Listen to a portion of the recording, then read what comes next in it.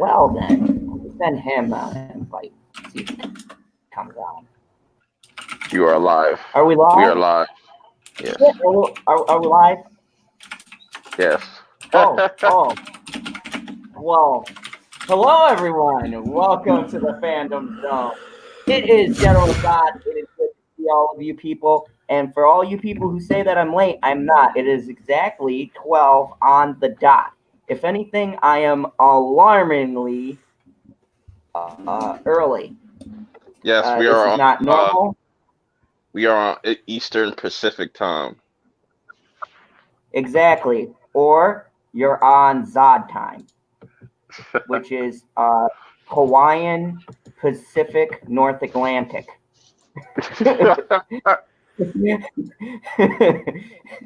Someone asked me, interesting story before we get started, guys. So someone asked me on Twitter because I got some new followers, and thank you everybody who follows me on Twitter. So I got some new followers, and you know how they can see your tweets and whatnot, and they go to me, we see this thing that everyone puts, what's Zod time? So then I sent them a thing with Zod time, and they're like, what the fuck is this? This isn't a time zone of any kind. And I go, now you get the joke. I'm like, now jump on my channel, and if you like that shit, you can get more of these wacky jokes. What's good with the chat? What's good, LB? I see PB's late, as always. That doesn't surprise me. Yep. PB Tommy is in the chat. I'm hoping he's here tonight because he teased us that he was going to be on. So Stevie J needs to make his epic comeback. Oh, another black guy. Where's PB? He said he's going to be late in the chat. PB ghosted me. I got a bone to pick with him.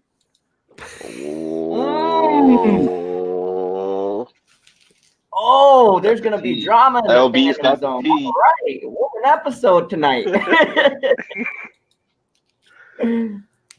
So, welcome everybody to the Fandom Zone. Good to have you. I see the usual suspects here. We got the Senate, we got Butterfingers, we got Stevie J, who hopefully will be in here soon. We got Tommy, which, by the way, if you guys don't know, Tommy's been doing excellent modding here on my channel and also on various other channels. I'm convinced he doesn't sleep. So probably not. I don't think he sleeps either. Possessed. I'm pretty sure he's possessed by something. I don't know. Sleep is the cousin of death. We also got Mark F. Welcome, Mark F. I know that you have got any comments because you have not been able to be here in the chat. So I'm so happy to have you back here, man. And on a live, as we're doing it live taping, let's just say. So let's just go down. And we have Bitchy Unicorn, who I just saw last Christmas with. So that's what happened.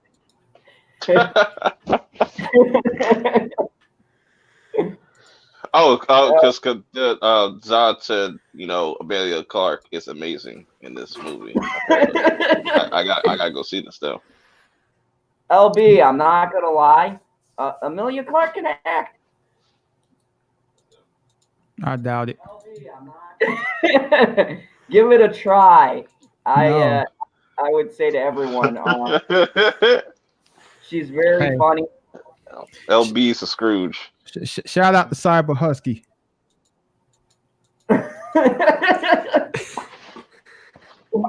Okay, so we have the usual suspects. So I just shouted you out, and you gonna sneeze all in my ear? No, I'm sorry. I sprayed my computer out because it was giving me problems, and I didn't cover my mouth while I was doing it. So now I have pretty much dust in my throat. Oh. Yeah. Sometimes in life. That sucks. But now my computer's running fine, so That's good. So tonight, because of I'm in the remote fandom zone, I am unable to share articles on screen. I will put links to the articles in the description once the stream is ended, so you guys could peruse them, and I'll sort of read them on a separate device because I'm going back to old school. So while I had cyber and I'm in the gaming world, and we've talked about for the past couple of weeks, we've talked about the whole to simplify it, LB Blizzard bending the knee, so to speak, to China, and now they have finally announced that they are coming out with Diablo 4, and I just wanted to get everyone's take on here from a marketing standpoint, and I'm actually glad you're here, LB. Do you think that they will be able to have the high sales for Diablo 4 that they had for 1, 2, and 3, based on everything that's been going on and everything we've covered here on the channel? Man, I haven't even played Diablo 1, 2, or 3. Right. I don't know no black person that plays Diablo, to be honest.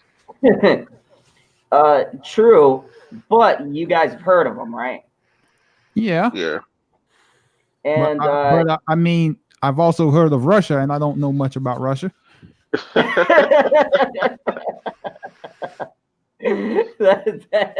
is a fair point. So then my question becomes, do you guys think that, I mean, even if you don't know the game, say a game or a product surrounded by, do you think that the sales will dip, or do you think that they will have a big enough built-in fan base to make? I'll give a better example. Other than Diablo, take Battlefield 5, where the developer said, "Hey, if you don't like our game, don't buy it," and you see how that played out. People didn't buy that shit. Yes, I mean, exactly. I don't think the Call of Duty took a hit. We would have figured that out. But it's also a buggy fucking game, apparently, of what I've been reading and seeing. The recent Call of Duty game has been bugged the crap out. So let me ask you this. I mean, it's kind of changing subject. So the Call of Duty game, it went woke or something? No. Like,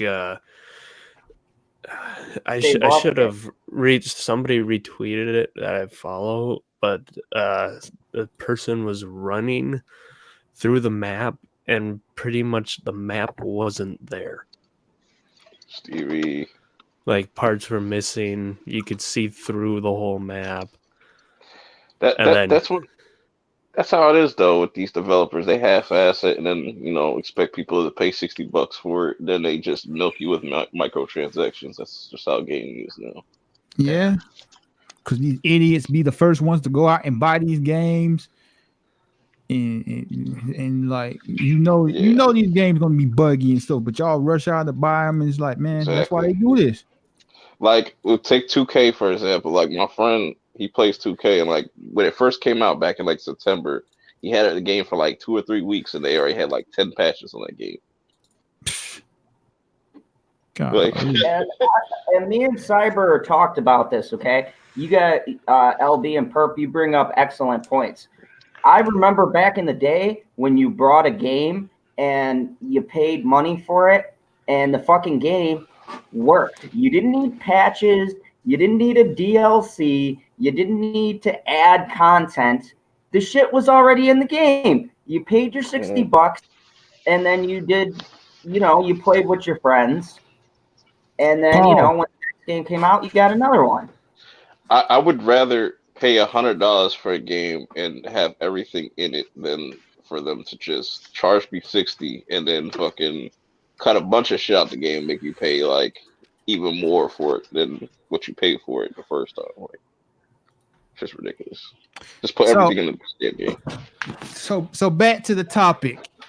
So Diablo 4 is with the company that bent the knee to China. So do you think that the sales will drop because of this? Yes. That is the question. And me personally, I said I'd be interested in seeing Diablo.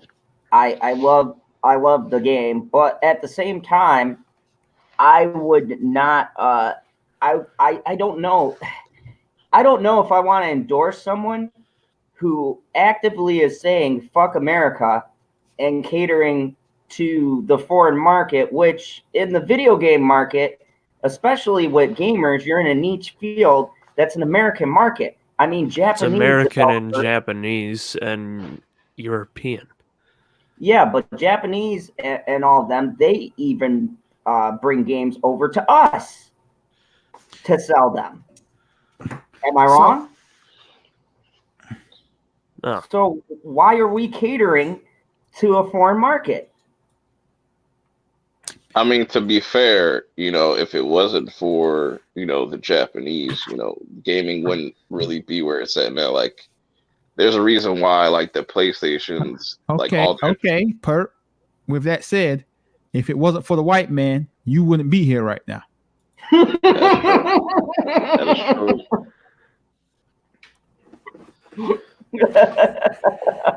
Maybe life would have been different. But all right, so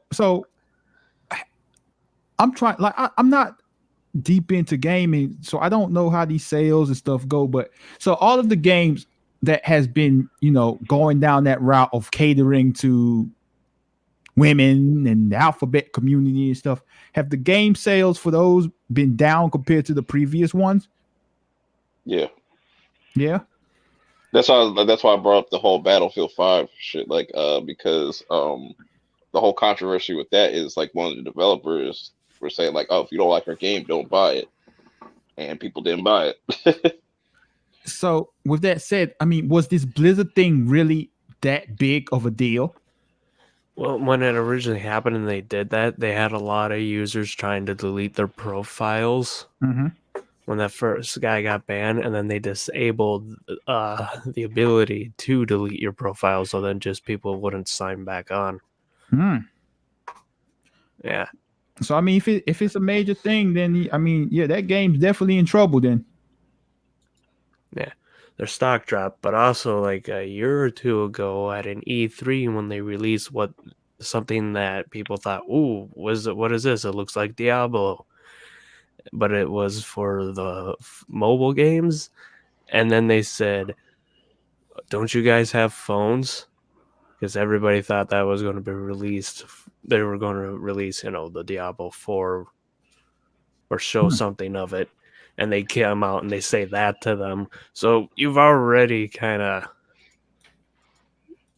skunked out your fan base a little bit with that one. Interesting. Yeah. Well, this. Oh, Stevie J's here. Yeah, he's having technical issues. Oh yeah, I just saw that. Okay. I mean, yeah, if I'm going off of what y'all are saying, it looks like this game will be in trouble, but I don't care about Diablo, so it's whatever with them. So, like, I mean, this company is gonna learn their lesson. Don't choose money over your clients, your customers. So Husky, you think Overwatch 2 is gonna flop too? Also, it's just well, you've seen what it is, right? They're like, oh, we're gonna add this stuff to Overwatch 1, so the people who have Overwatch 1 don't feel left out with Overwatch 2. So you have to pay for a whole game again for this one. It's pretty much Destiny 2 all over again. Well, or Destiny, like what they first, did with mostly the first one. Yeah, they've been doing a little bit better with the second game. I mean, the second game's no longer on the Blizzard store. They moved it to Steam. Interesting. Yeah, that seems to be. I just had to transfer that a few days ago. Where did Zod go? I don't know, but he has people waiting in the lobby to come in. Shaking my head. This guy here. Why you want to talk about Diablo anyway? Like, Cyber, do you play Diablo? Nope. I know Perp don't. I sure don't. Hell no. Bro, I don't even know what Diablo is, bro. I know the game. It's like it's like one of those like over the top type of games. It's kind of weird. It's an MMO. Yeah, it's like over the top MMO. I guess I bet he don't even play it. He probably barely played it. Well, he's not in here, so he can't say it, and he won't let Bear in. You're gonna have to bear with us till he comes back. It's the Perp Show now. What's up, y'all? Yeah, I guess so. So what y'all want to talk about in the chat? How's everybody's day or night? Yeah, man. I'm just waiting for PB to show up. I got a bone to pick with him, and then I got half a bone to pick with Zod too. I can't wait. I got my popcorn ready. I mean, even if PB shows up, he won't be able to get in. Yeah, good point. Fucking villains. If Bidget Unicorn is still in the chat, is Zod dead? Did he die? So, LB, have you watched The Shining? The Shining? Yeah. Man, I ain't seen that movie since high school. So what? I was in high school 18 years ago. Damn. Yeah, I was about to say, like, I would recommend you watch the sequel, The Doctor Sleep. Nah. I'll say not in theaters, but, you know. Nah. The only reason I watched The Shining because, like, we had to watch it in TV production. Not true. That's dope. Yeah, I mean, you know, it's a great film. It's just, you know, not my thing. Yeah, for you. Okay, Zod, you're back. Now, please let our guest who's in the waiting room in. Please, please hurry.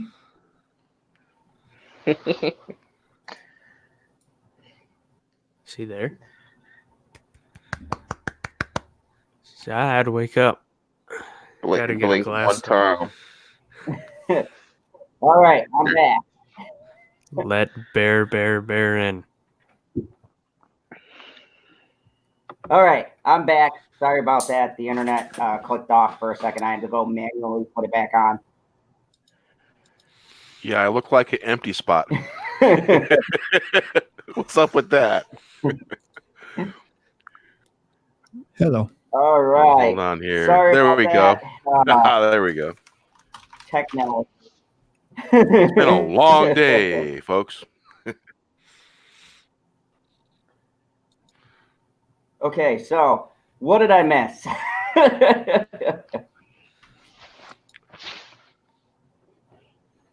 Well, we was going to ask you, do you play Diablo? Yes.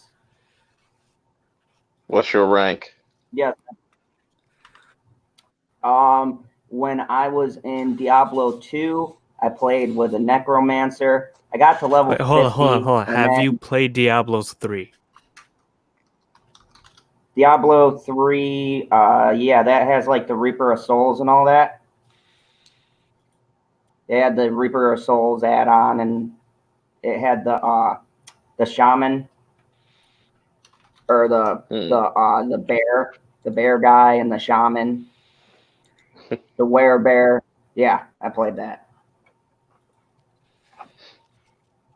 Yeah, I had a buddy that used to play the original Diablo when it was on PC when it first came out. And man, I gotta say that game kind of creeps me out a little bit. Yeah, I found it fun. It passed the time. Yeah, I can't get into those. I need to shoot things.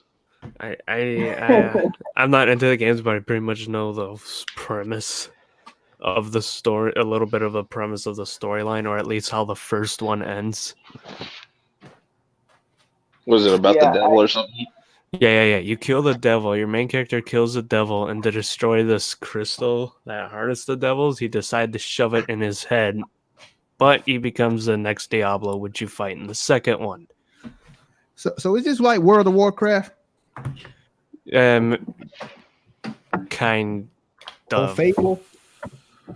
It's more kind fighting. of not.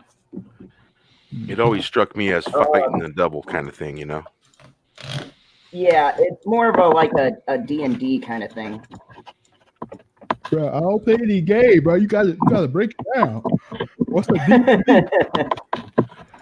Yeah, it's kind of like a Dungeons and Dragons thing. You make a character, you level them up. You know, the story was pretty Role-playing good. game. Oh, Yeah, right there. it's a RPG. gotcha.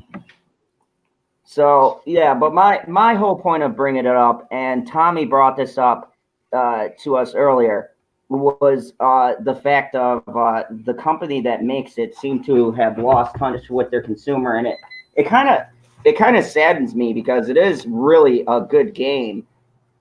It's just this thing with companies now, and doing what foreign markets want to do, and we see this a lot. We talk about it in Hollywood and all sorts of places.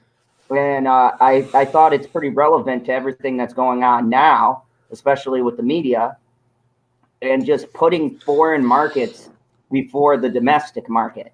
I mean, they do it for movies, they do it for sports. I mean, so it's like my bigger question is, when do we stop just pandering to the foreign market and start listening to the consumer base here at home? Well, there is Buy more like Xboxes. Perp was saying earlier, is Japan actually goes to the foreign market, but the United States is considered the foreign market because it is one of its best markets.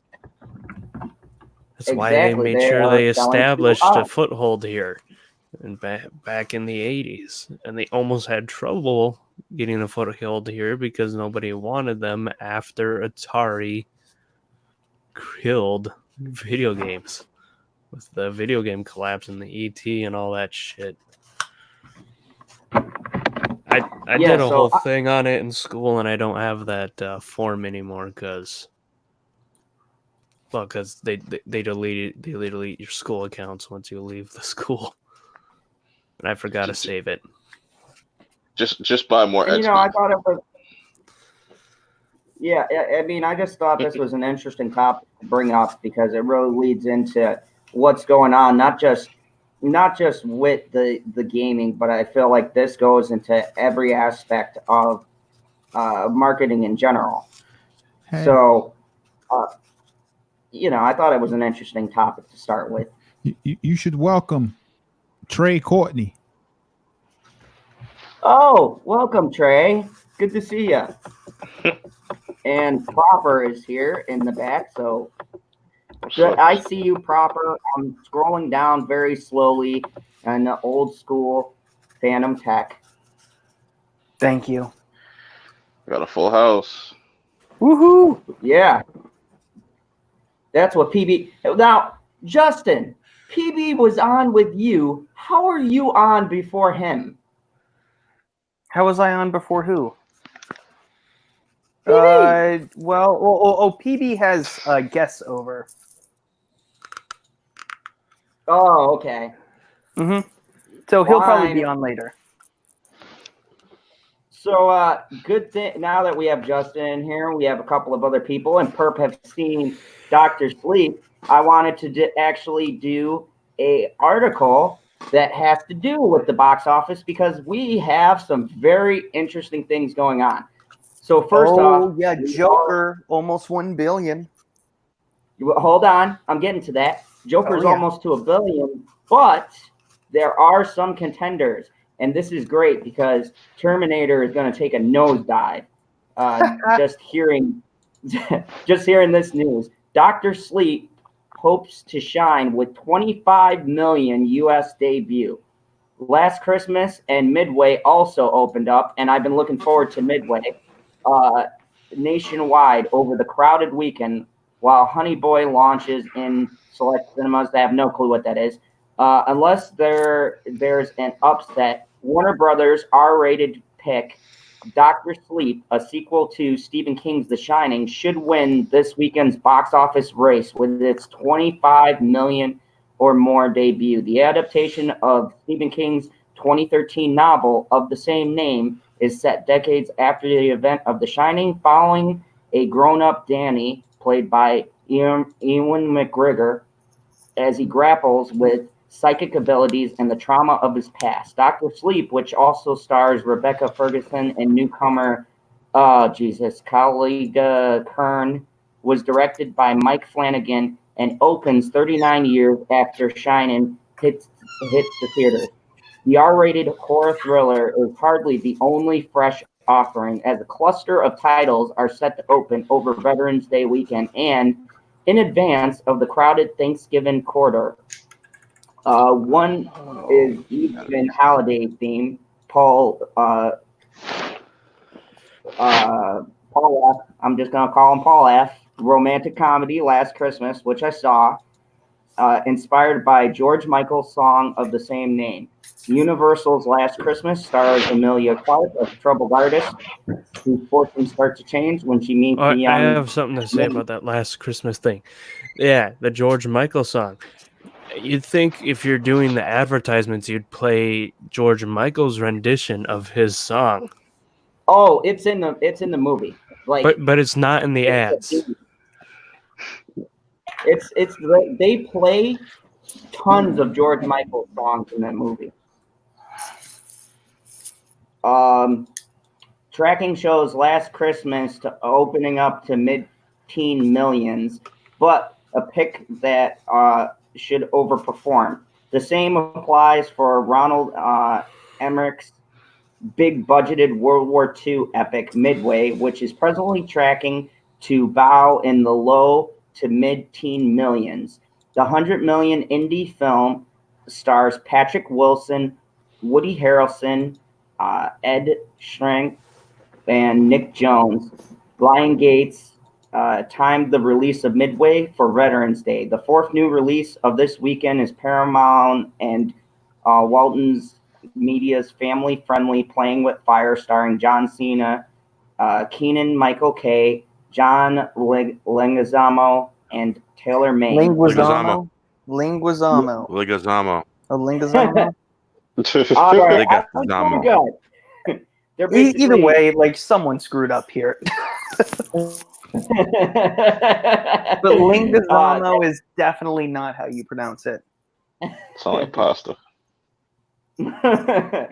And Amazon Studios released Honey Boy to selected theaters, which is written and starring Shia LaBeouf and was directed by RL.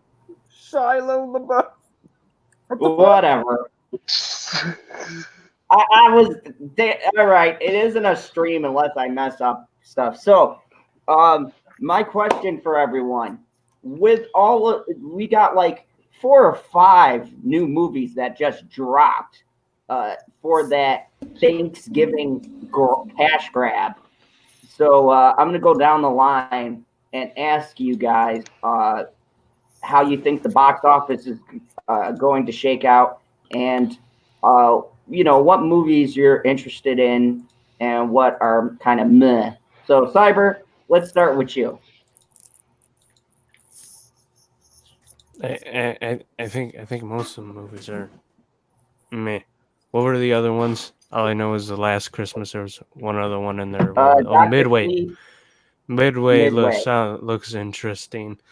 I haven't really gotten into The Shining, so I keep asking my brother and my dad though who got into The Shining if they're gonna see that at some point. So you never seen The Shining? No. You gotta watch that. I haven't either. That's crazy. Y'all gotta go watch it. Yeah, you know what? I don't like Stanley Kubrick, so You will like The Shining, just for like Jack Nicholson's performance alone. Exactly. All right. This could be the one that Stanley Kubrick makes that I like. All the other ones I think are just just boring. They're garbage. No thanks. I'm not a fan of his. Haven't seen the remake. I'm not gonna see a remake of The Shining. No, nah. I mean, also, I already know how it ends, so why would I watch it? For the journey. Nah. I don't know. I don't know. I already know how it ends. I'm not gonna be surprised. Technically, Mark you don't. says you have to see it at least once. Stephen King, man. Yeah, Stephen King movies. Have you seen half of them? Actually, pretty I've good. seen all of them. I like Castle Rock. I have to get back into that because that kind of explores just the world of Stephen King and whatnot. Yeah, they brought Misery in it on season 2. All right. Oh, Misery was. Oh, that was a fun movie, but it had the guy from Jurassic Park, right? Yeah, Dr. Grant. Kathy Bates.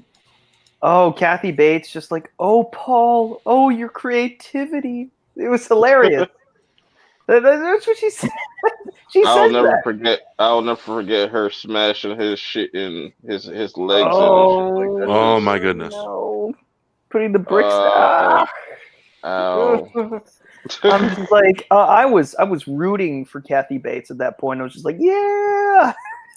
Yeah, I understand. I like that. We're getting more Stephen King movies and TV shows and stuff. Even though a lot of his stuff, he has a lot of work. Some of it is hit or miss, but there's a lot of really good stuff out there. I can't wait for. I know they're gonna possibly do this, do another Cujo movie. I'd be interested to see how that would work in I love the original Cujo. Yeah. So someone mentioned a Clockwork Orange was one of his. Okay, Yep. cool. I'm not going to dispute that, but I've tried to watch 2001: A Space Odyssey. Great music, but damn, was that movie boring. It was, but it was psychological. It was No, about the journey. people in film school were trying to tell me oh my god, a guy, an ape dude throws a bone in the air, and that's supposed to be great for editing. Look at how amazing this is. I'm this is fucking stupid. What the fuck is this? Anthony Daniels demanded his money back after watching it for 15 minutes. I'm not kidding. That was a real story. He's just I hate science fiction because of this shit. Because of shit like this. And that's why I don't like Stanley Kubrick. It's just this movie sucked. No thanks. Maybe I'm just too close-minded, but I just want to give my 2 cents on the whole box office shit. Y'all should definitely go see Dr. Sleep if you've seen The Shining. Shit is this. That's Did you see it? The right one. Yeah, I just got them watching it a few hours ago. But yeah, that's just the way you do a sequel, man. I was not expecting that. I did have my not worried. I wasn't worried about it, but at the same time, I was just do we really need a sequel to The Shining? No, but this actually just gives closure to Danny's character and whatnot. And I just want to know what that got to do with the box office. But no, I was getting to that. But Midway, I don't really care because it's how many World War II movies do we need? War movies, quote unquote woke movies, slave movies can all go in the trash. Those can all go in the trash. I think Pearl Harbor is a part of your history. No, we already have one of those movies. Pearl Harbor was kind of a terrible movie. It was kind of a bad movie. How many World War II movies have we gotten? The best, obviously. I mean, how many anime TV shows are there? You don't complain about that. Yeah, but I watch the good ones. Though. That's just an option. I'm just saying. Don't hate on our American movies, bruh. Tell them, Zod. Okay, Mark F. Fine. Full Metal Jacket. You win. Stanley Kubrick is terrible all of the time. He's good once or twice. A clock is right. A broken clock is right twice a day. So there you go. I wanted to address what Hammer said earlier. He said, "At General Zod, The Shining, the movie was perfection. You don't mess with perfection." I agree, but I gotta see Doctor Sleep and see what they do. I can't judge yet because I went to see Last Christmas. Yeah, speaking of Last Christmas, I'd be interested to watch that. Probably like when it's on like Oh my Cody or God. something like that. Bruh. Oh my God! Y'all ain't men, I bruh. didn't think they I could said on do a Coke, plot twist. Y'all are not men. No, there's a plot Because I twist like Christmas in movies. that movie. I like Christmas movies. I ain't got a problem with that. I didn't say anything about watching Christmas movies. You got a problem with romance movies? Bruh, why are you watching a romantic Christmas movie? You got a woman, bruh? Hmm? Why are you watching a No, romantic Christmas movie? I like listen. What are you trying to judge him? He likes the movies he likes. My guilty pleasures. I like romance movies. I like rom-coms and stuff like that. That shit's cool to me. It's whatever. I didn't say Because like, anything was wrong with watching a rom-com, but why are you watching a romantic Christmas movie? why not? Why, because maybe it's at Christmas time. I mean, not now, but that's your guys' argument. I'll let you go. I mean, there's all different types of Christmas movies. Like I like horror Christmas movies, romantic Christmas movies. But your favorite is the comedy. rom-com Christmas movie. They didn't say that. I don't have a problem watching them. It looked gnarly. I feel you, homie. I feel you. PB says, "Don't be knocking McQueen, LB."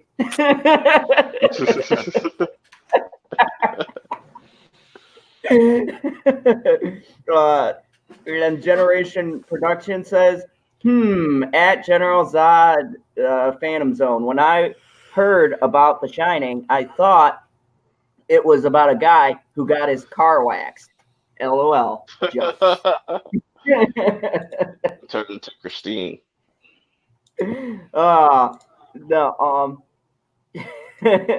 Ooh, proper. You got one from Hammer. Yeah, I know. Back and forth. Like what? How dare you like talk bad about Stanley Kubrick? What must your grandparents think? I don't know. They just went to the movie and got some popcorn, and that was it. That's what, as my grandpa said, he didn't think much of The Wizard of Oz, as he even said. Like, it was a movie. I went to the movies and got some popcorn, and that was it. They wouldn't say much about it. All right. Let's And no, swing this what are you back around talking on about? The main topic. character of Clockwork Orange. What are you talking about? I have no idea. Like, I haven't seen that movie, but yeah. Let's swing this back around to the box office. Perp, what do you think about this box office race? And do you think that this will knock down those other movies? Maleficent has been in trouble. Terminator Dark Fate is in trouble. Now with Dr. Sleep coming out, it's going to be pretty interesting Thanksgiving. What are you putting your predictions at? And what movie are you interested in seeing that you haven't seen yet?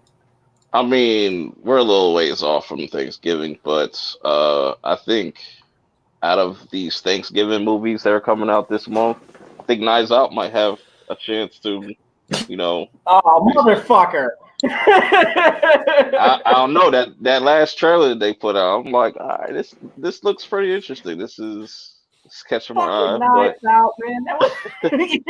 but it should be interesting because like there's not like a real big movie franchise or anything coming out. Well, Frozen 2. Besides that, yeah, Frozen 2 is probably going to destroy everything. Honestly, yeah. Oh God, I'm trying to let it go.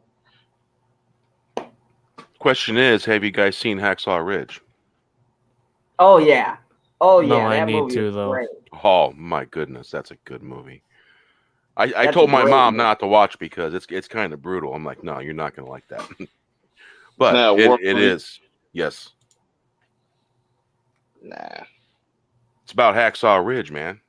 One solitary man did something just amazing. So then, Bear, are you leaning towards Midway? Well, it's a war movie, and Midway was a decent movie when it comes to war movies. You know, there's a lot of them out there, but you know, the majority of them that I've seen are all pretty decent. Because I got a few in my collection. Going to make that run for the box office? Do you think Midway will take the Veterans Day crowd, or do you think one of these other movies is going to jump ahead? Those war movies typically do good during like Veterans Day, like the military holidays. Yeah. So I think that movie might have some legs. Yeah, during the holidays, you know, veterans holidays, things of sentiment tend to be important. Yeah. And I know a lot of veterans in the area, and probably Yeah, man. sentiment has to do with everything sometimes. Yeah. I would prefer to watch a movie about my country than watch some romantic comedy with the fake Sarah Connor. That's you. That's you. Yeah. Me, I just see my share of, you know, war movies. It ends the same way. And so does romantic comedies. Hey. They end. Now, if you're gonna watch one of those romantic comedies, I believe Matthew McConaughey was in one. Oh yeah. What's the name of that movie? I can't remember the freaking name. And I own that movie too. That movie is so freaking funny. If you're gonna watch a romantic comedy, it's almost the anti-romantic comedy. It's basically it's based off of Scrooge in a way around Christmas time. It's a funny movie. If you're gonna watch a movie, watch that one. True. Trey Courtney brings up another good one. We have Ford versus Ferrari coming out. They're talking I forgot about that. I've heard That looks great dope. things about that. Yeah, I mean, I'm super hyped about it, honestly. That movie looks better than every single Fast and Furious movies. Oh, well, I mean, heard it come on. wasn't. I heard it was like if you're expecting a racing movie, probably not. But you know, at least like you know, if you're gonna have like a big race at the end, you better, you know, at least from what I've heard, it builds it up. It builds it up, and you know, it should be all about that last race. That's what the Fast and Furious movie should be. But instead, like, oh, there's a car going through one skyscraper window to another. I'm like, ugh. We're bank robbers now. We went from bank robbers to working for the government and shit. And I don't know about y'all. That's so I heard true, that dude. the last Fast and Furious movie will be going to a galaxy far, far away. I've heard that too. Oh, the next one, you mean? they're going to Mars. Oh yeah, just I heard Jeremy talking about this, and he was just like, you know what? Let's in the Rise of Skywalker get Vin Diesel out here. Just do it. That would be amazing. Like Dominic goes, or it would be kind of like the Elon Musk car that was the Tesla shot up into the sky. with the dude there who was just driving, you know. If any of you guys seen it, it was crazy. So am I. Sorry, Mark. Yeah, I will be honest with you. I didn't hear about Midway until I went to see. I can't remember what movie it was, but I saw a trailer for it because I see most of the movies. I think it was in Joker the first time I went to see it. I saw a trailer for Midway. So, yeah, buddy, I hadn't heard about it. Squirrel had mentioned it a while back, but I didn't know about anything, who was in it or nothing. But it's got a hell of a cast. So, I mean, you know, you know, sometimes these movies that are like these war movies that are a little bit low key, they do really well. And, you know, most people don't even hear about them coming out, but they got an audience, and, you know, being a veteran myself, I'll go and see it. You know, the Battle of Midway was a pretty pivotal moment in American history. Not according to Perp. It all ends the same. I'm just saying, like, we get so many World War II movies. It's just the same shit. I'm not like trying to disrespect no troops or nothing like that. It's just the same shit. It's the same thing with like I said. Bro.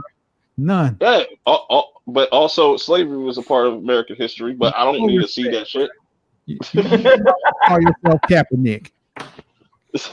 Well, the war movies are like a living memorial to what happened, to remind people of the things that happened.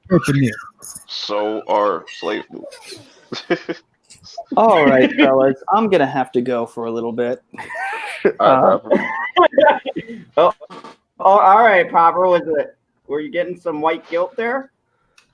No, actually, I'm gonna fuck a J. But anyways, I was like, we brought up like war movies and slavery, and he's like, "Well, I gotta go and smoke a J now and think about my peoples and think about what you did. Sit in the corner, just like how dare. I want a Civil War movie, like a real deal, heavy Civil War movie, it's called Glory, like how Dunkirk was shot.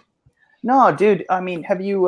Did you see that the one would be with, awesome. The one with Matthew Broderick? Wasn't that all right?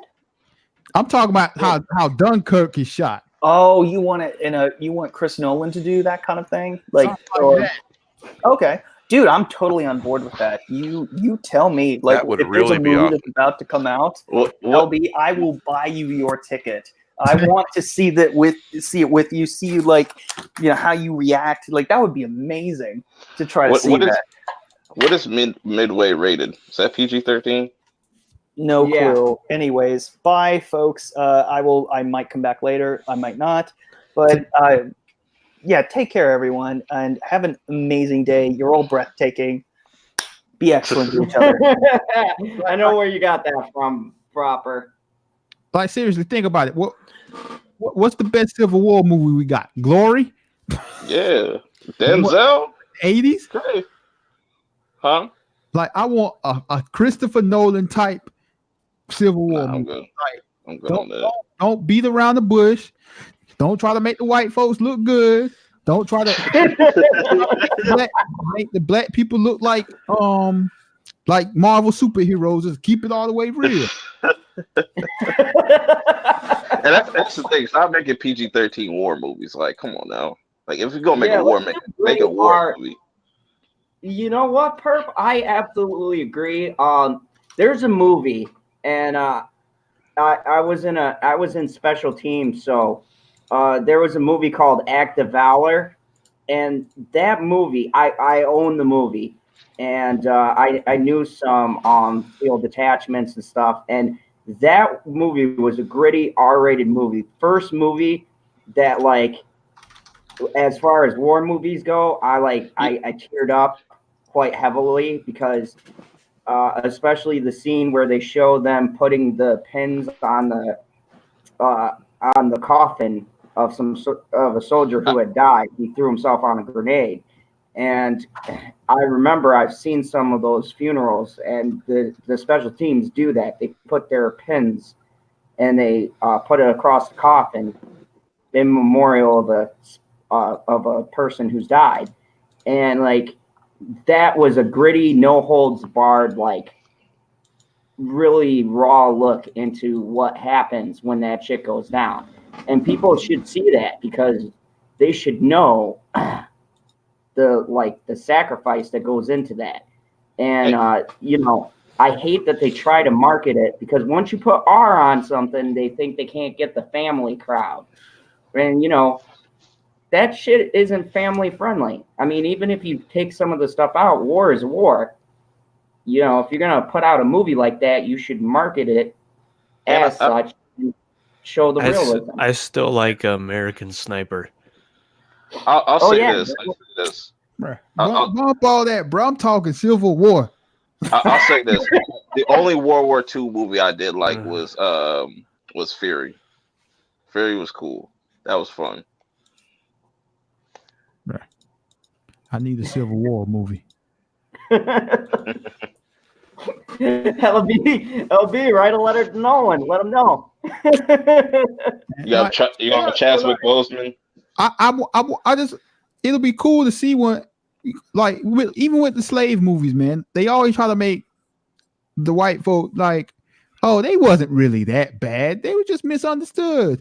No, bro, I want a Civil War movie where they calling everybody N-words. They despise the sight of a black person. That's what I want. Like, no, and I don't want none of that. Oh, we it's just the way it is. Nah, bro, you hate these people. You want them to die. I want the real deal war. Birth of a Nation was touched on that a little bit. Yeah, I ain't watching that TV movie. Oh man! Seriously, what we got Glory. Glory was good. That's probably the best one. I mean, Lincoln was. That's all we need. Lincoln was based on the Civil War, but it wasn't like a war movie. It was a drama. Can we get a World War III movie? I want a World War III movie. Just take place in 2030. Ooh, Mark F says a movie about Robert E. Lee. Man, I don't know. They might not do that because they try to erase Robert E. Lee from history. Oh, I would love Yes, to they see are. a movie on that because he was pretty. I feel like he was a very brilliant general, and with the move, YouTube channel shut down. Right, He was a graduate of West Point. I mean, I'm not saying anything Before the offensive. Civil War started, he was a graduate of West Point. No.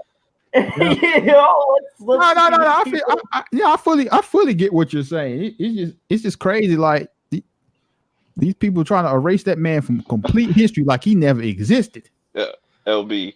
I want a Catcher Freeman movie. That'd be the best movie. What? Catcher Freeman.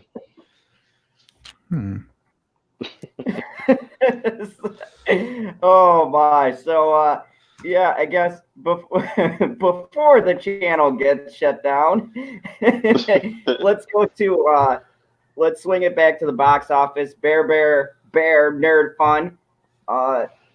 You didn't touch on the topic. Who do you think is going to take the box office? Over Midway compared with Dark Fate? Dark Fate, Last Christmas. Bro, Dark Fate is going to probably make less than how much it made last weekend? 25 million? Yep. I think the opening was 29. It's going to make around 10 million this weekend.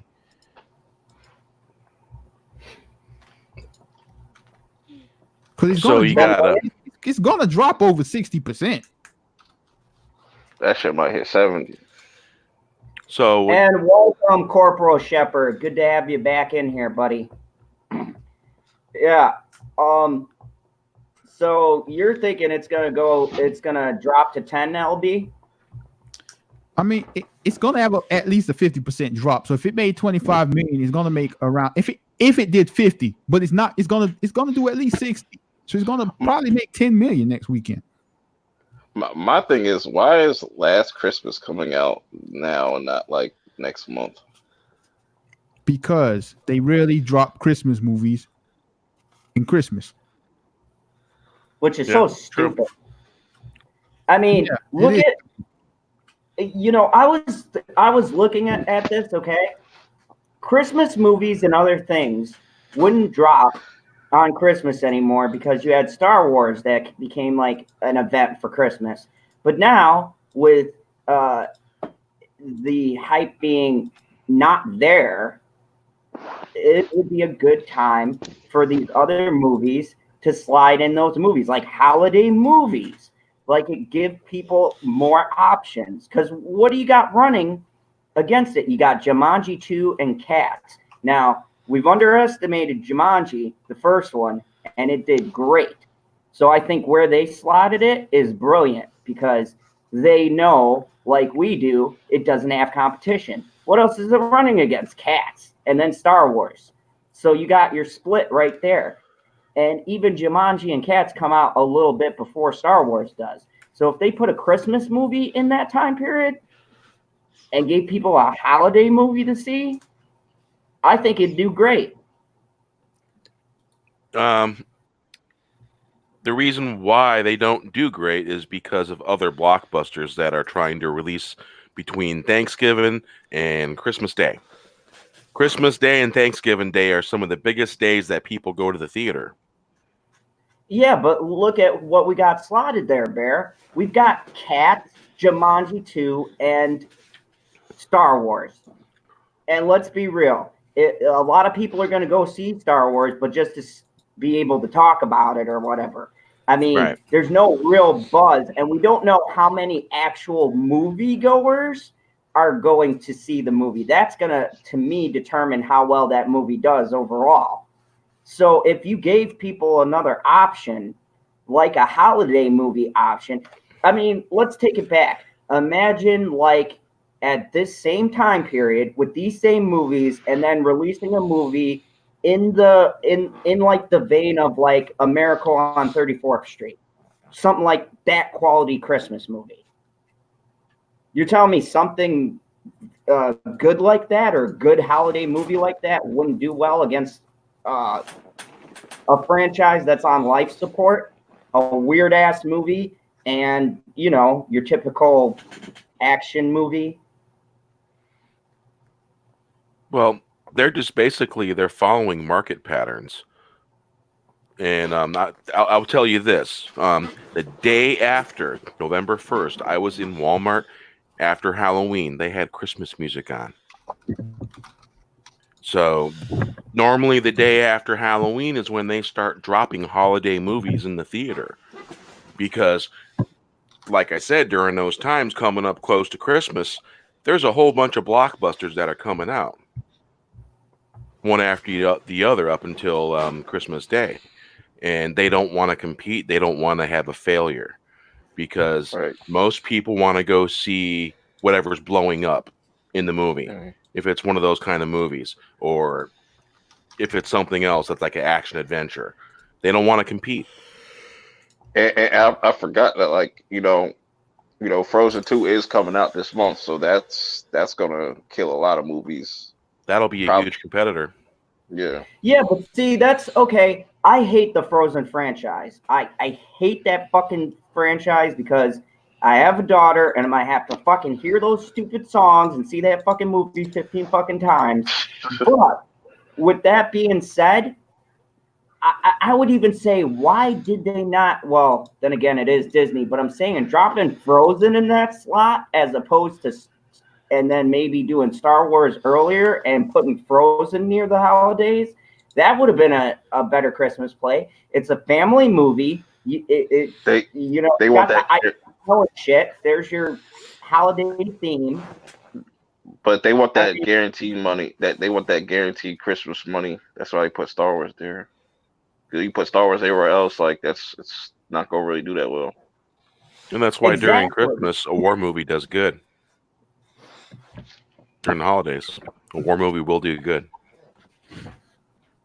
Like how you dropping a Christmas movie the week after Halloween? That's what I'm saying. Or even closer to, at least closer. They could. Thank you, Corporal Shepard. I agree. At least put in the first week of December.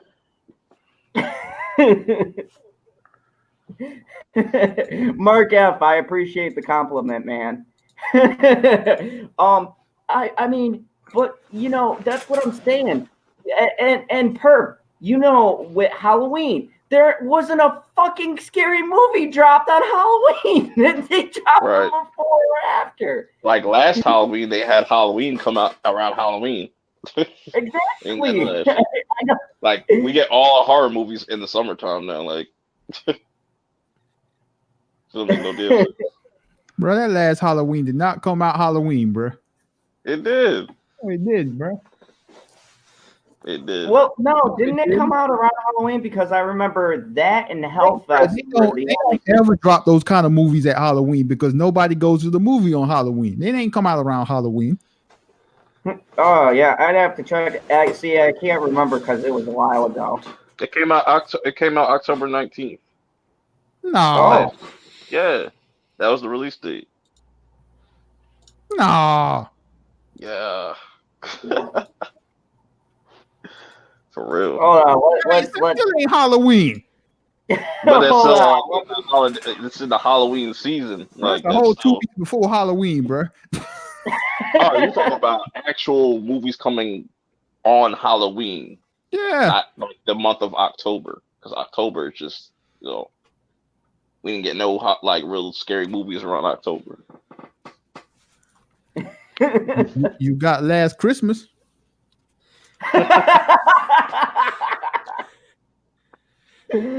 Oh. Speaking of which, if you want a good horror holiday type of movie, try to find Better Watch Out. That's a really good one. That's a really good one. Watch around Christmas. Only Christmas movie I watch is Christmas Vacation and Bad Santa. You don't watch A Christmas Ooh. Story? I always watch A Christmas Story. That's the No, best bro. Christmas I don't movie. like A Christmas Story. I You wanted talk to about throw- American shit. You're talking about American shit. I wanted to throw something out for the panel. Talk about Hammer well, you brought- have. Sorry, Zod. You have the Christmas Story, and then you have A Christmas Carol. Yep, true. Christmas Story for the win, I say. So Hammer brings up a good point, and this is a good thing for us to kick around. So Hammer says Trost will make $2 billion of Jar Jar Abrams gives us a good lightsaber fights and force use. So who's Ain't making $2 putting billion. it? It ain't making $2 billion. So that's enough for LB.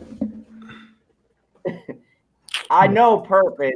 You see any buzz for this movie, bro? I'm saying, when that comes out, I'm saying it'll hit $1 billion in 3 weeks. $1 billion. It'll hit $1 billion before 3 weeks, but it ain't making $2 billion. I would say at least 1.6, 1.7 max. Bearberry, you've been covering the leaks and everything. Do you think that it's going to reach $2 billion? I think with everything the way it is, I think it's a crapshoot. It's dice, man. It can land anything. It's hard to say because there's so much negativity about it, and it's not trending. It's not at all. Like it's not trending. No buzz. None. So, yeah. I've just been sitting here in the quiet because I'm done caring about the box office shit. What you want to talk about? I don't know. Next subject. All right. Well, we started talking about Frozen, and I'm like, spaced out. I'm like, I'll just sit over here in the quiet. Fuck that. I thought you'd be excited about winter. No, fuck Frozen. Go watch Snow Dogs, man. I'm a husky. What do you think? What do you think? What movie I like, man? You want to cry? Watch 8 Below. You want to cry? Just watch 8 Below, man.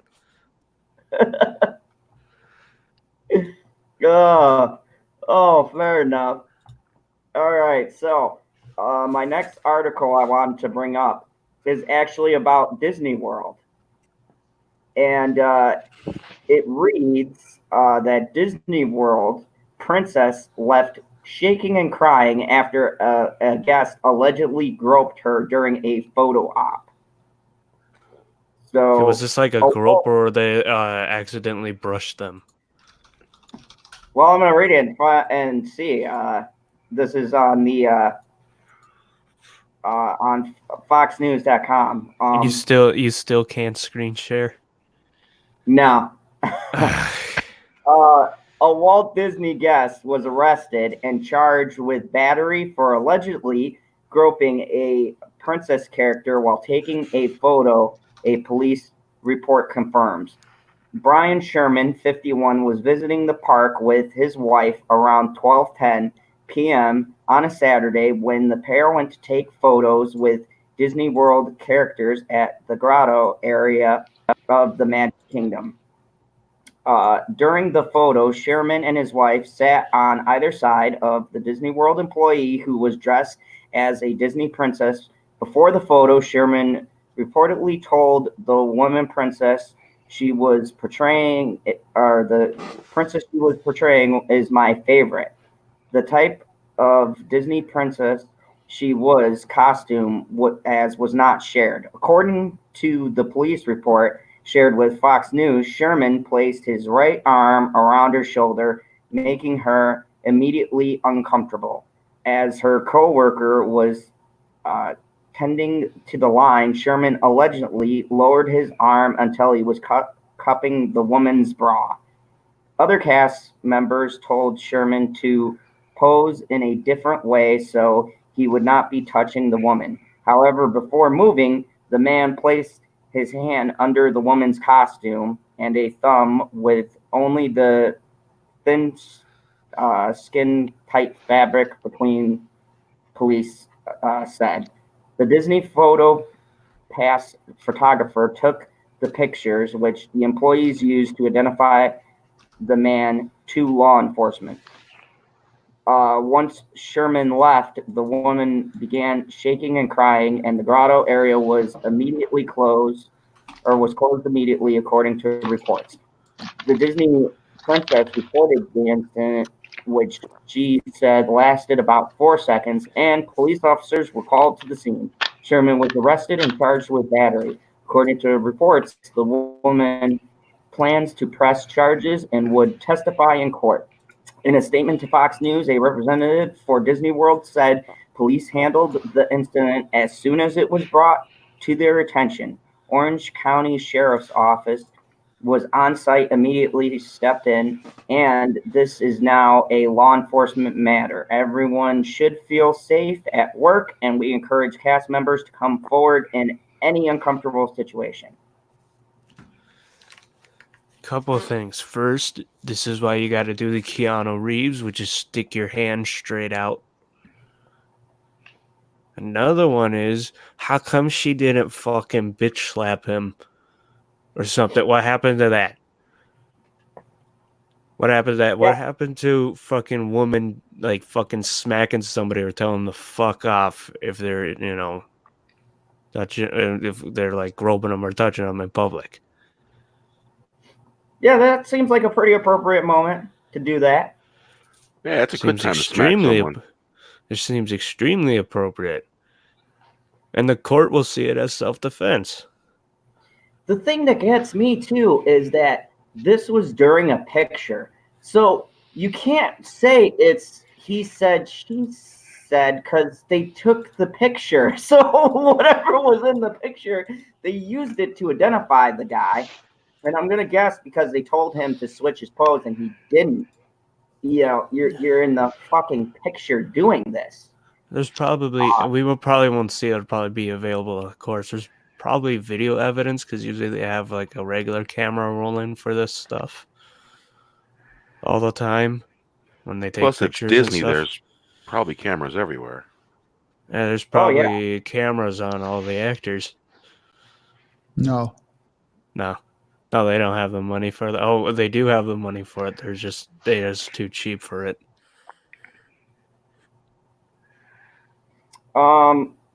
Burp, what do you think about this?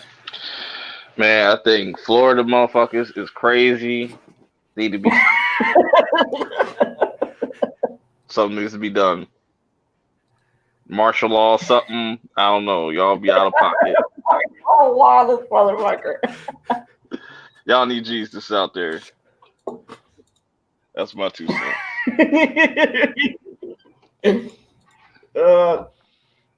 All right. Bear, nerd fun. What do you think? I think whoever that person is needs to keep his hands to himself.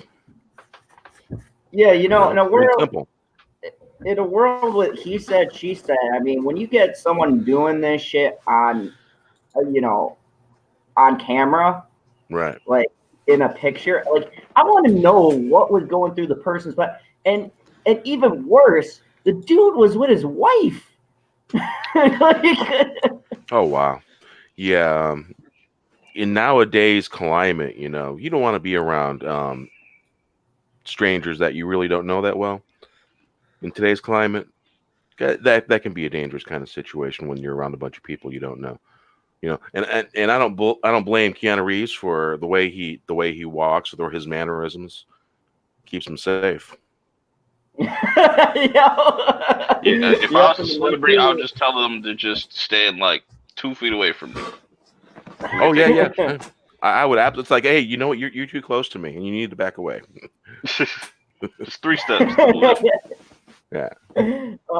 LB, being from those parts of Florida, what do you think about this? Well, I believe women. All I have to say. You're smart. You're smart.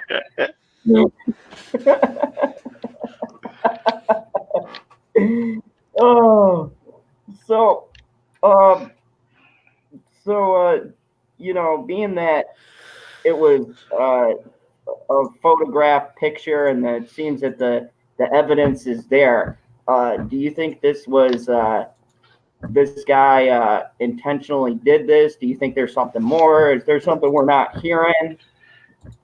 There's a good chance he could have been drunk or something like that, or somebody dared him to do it.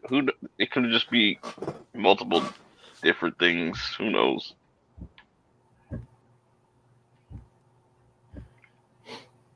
I mean, I find it odd that this happens with your wife there.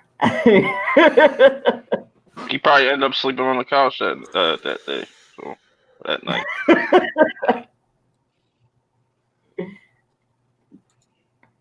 But yeah, man, shit going down at Disney.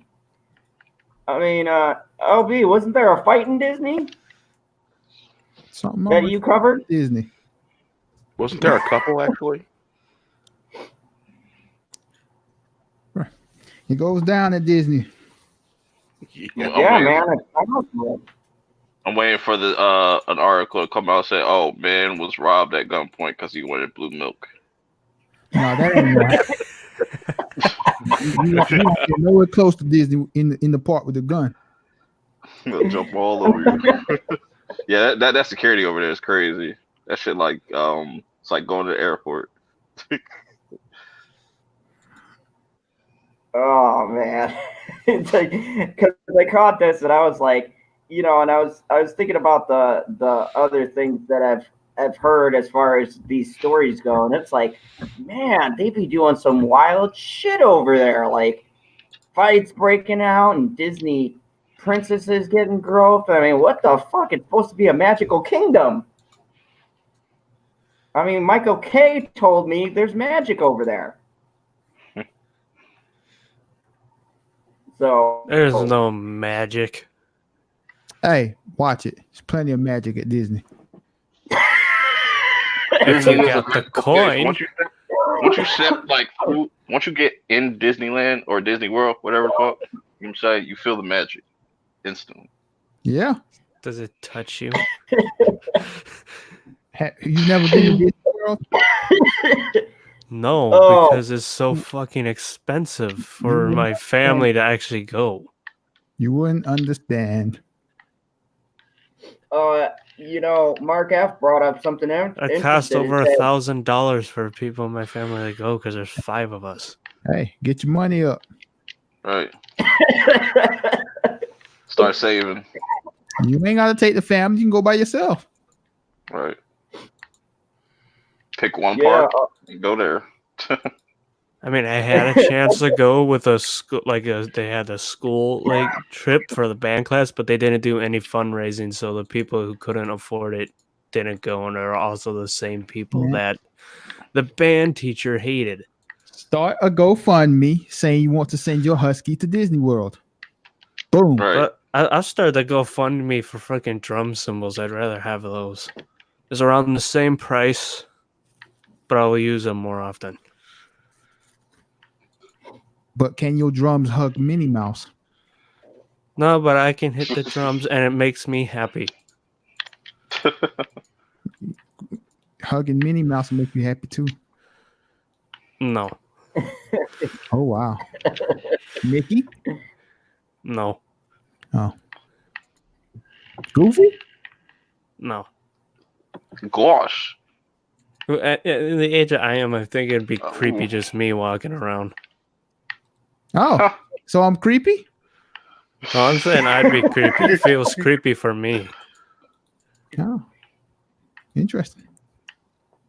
Generation Productions had a joke. Oh, I don't know if I don't know if I should read that, man. Oh yeah, I forgot one more thing. I'd rather get a GoFundMe to go to freaking Cedar Point because it's a roller coaster Right. capital. All right, here we go. Look, you could go to Disney World. You can hang out at the employee parking lot and pick up plenty of women who's leaving work who ain't got no car. So instead of them spending 30-something bucks on the Uber or Lyft, boom, she can ride with the Husky. Right, like Shorty, I got you.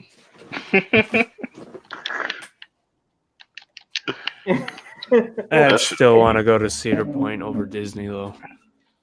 Why not Six Flags? Six Flags over here got all the best like roller coasters. I don't know what this Cedar Point is.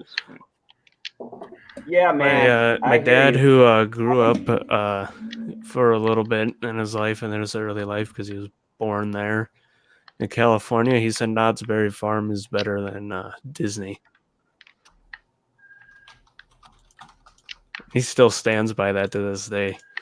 I don't know about that. You can get your money's worth for with Disney. You just gotta go out and do shit. Cyber wants to go to Cedar Point, Yeah, there's a bunch of fucking roller coasters there. aka MAGA country. Why not?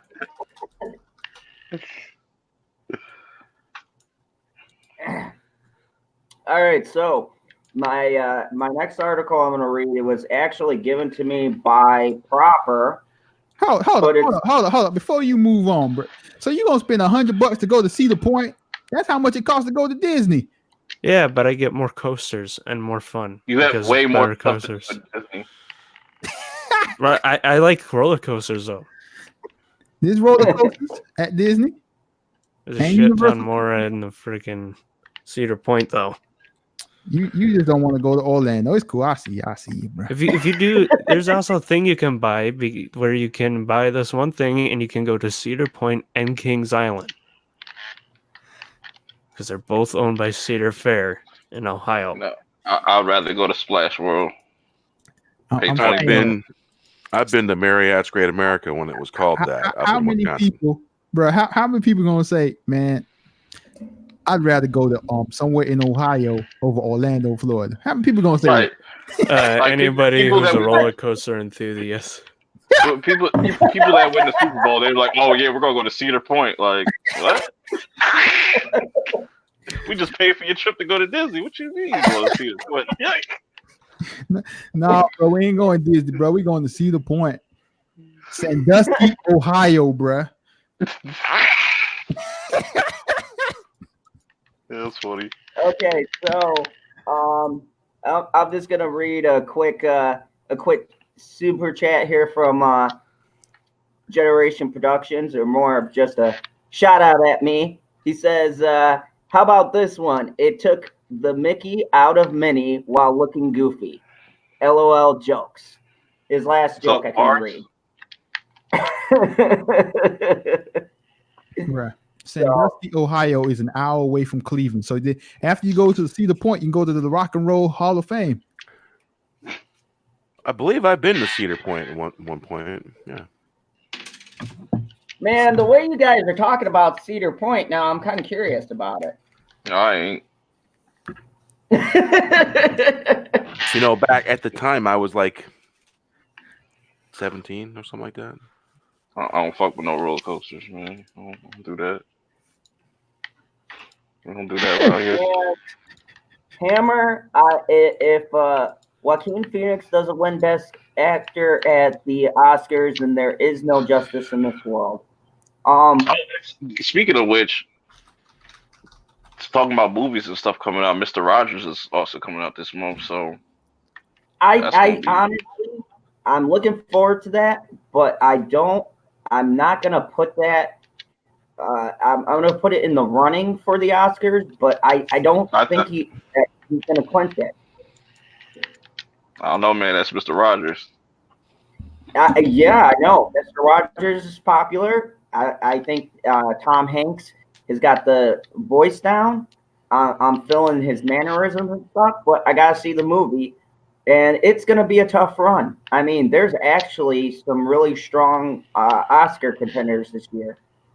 I mean, they're going to put up Christian Bale, and you know what I heard?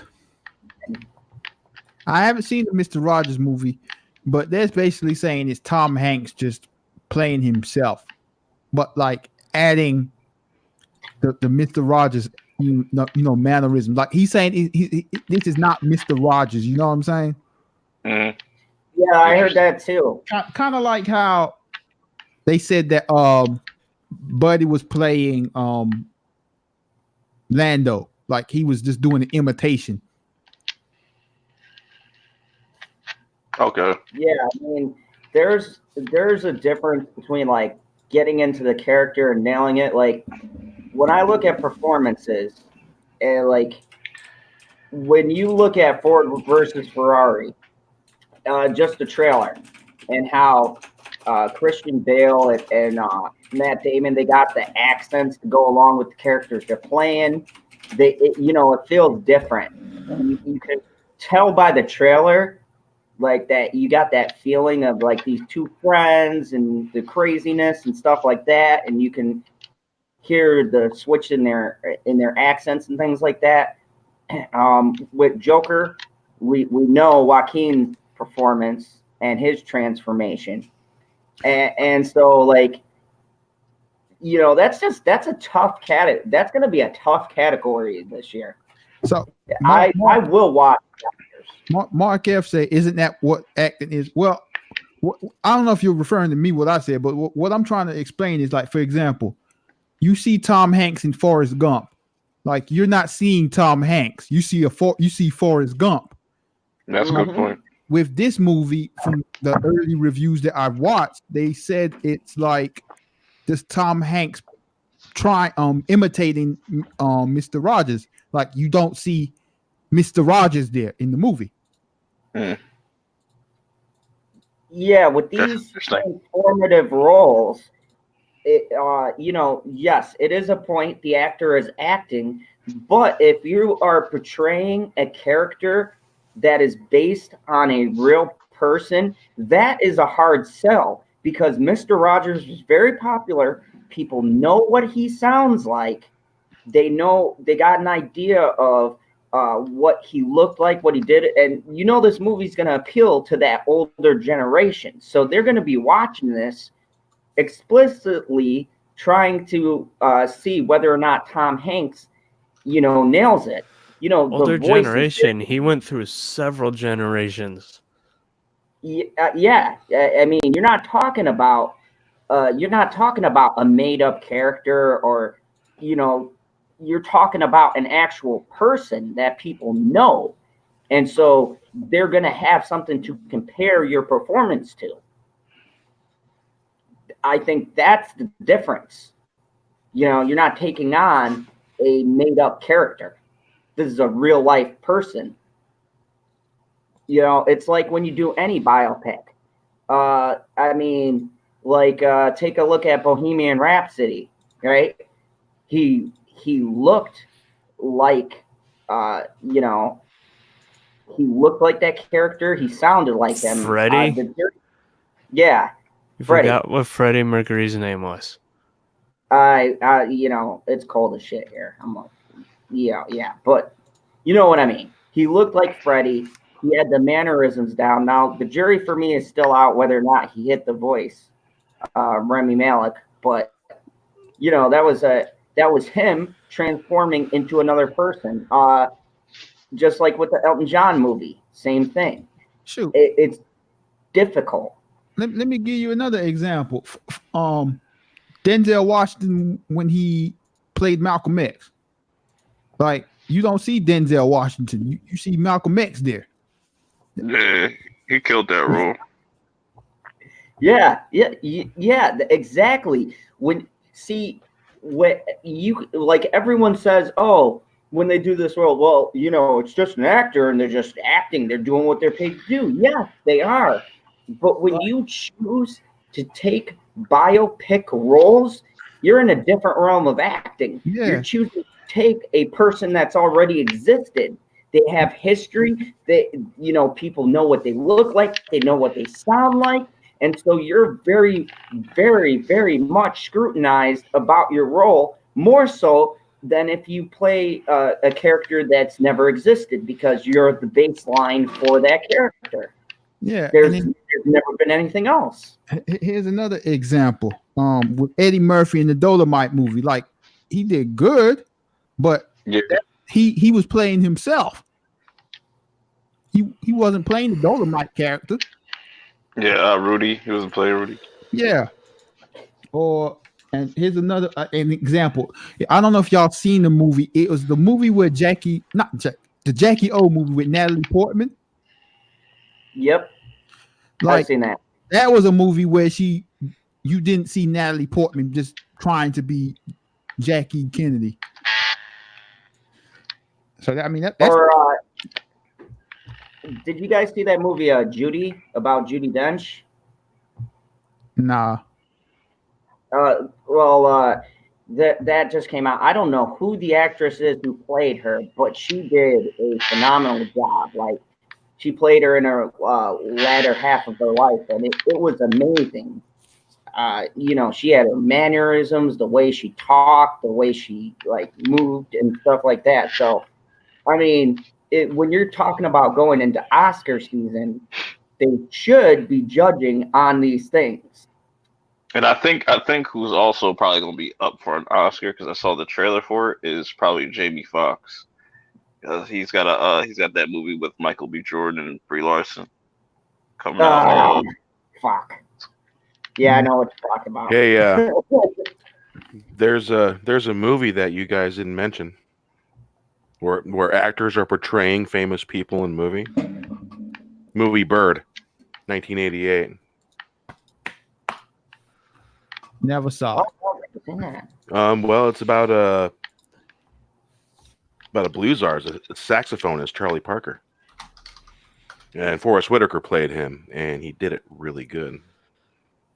I think I've seen that, bits of great movie. I've heard of it. Okay, now I'm looking at the wiki. I've heard of it. Clint Eastwood directed it. Yep. Yeah. All right, and let me just answer a couple of these chats so I don't get behind. I'm actually answering chats tonight. Foolishness. No, I had a couple of people make some good points here. Hammer said, whenever I see Denzel, he thinks of Philadelphia, which, yeah, that's a pretty fair one. And the movie about Judi Dench, yes, Butterfinger, that's the one I was thinking of. And Mega Jetty says that, speaking of Natalie Portman, that's his new icon. And yeah, Julia Child. Well, yeah, so when you talk about Oscars, I want to see people who actually transform. If you're up for an Oscar, I want to see people who transformed into the role that they were portraying. And if it's a biopic role, then I want them to be like the characters, that they're supposed to be on screen. Yeah, my man. And one thing that annoys me about the Oscars, they're all too keen to the biopic movies. It doesn't matter if it's accurate or not. They just love them. And it's just like, man, yeah, annoying. Get some variety in your life. And for these, yeah, I mean, and that's why a lot of these actors do them, man, because it's the easy way to get nominations. Yeah, it doesn't even matter if it's accurate or not, or if it was even good.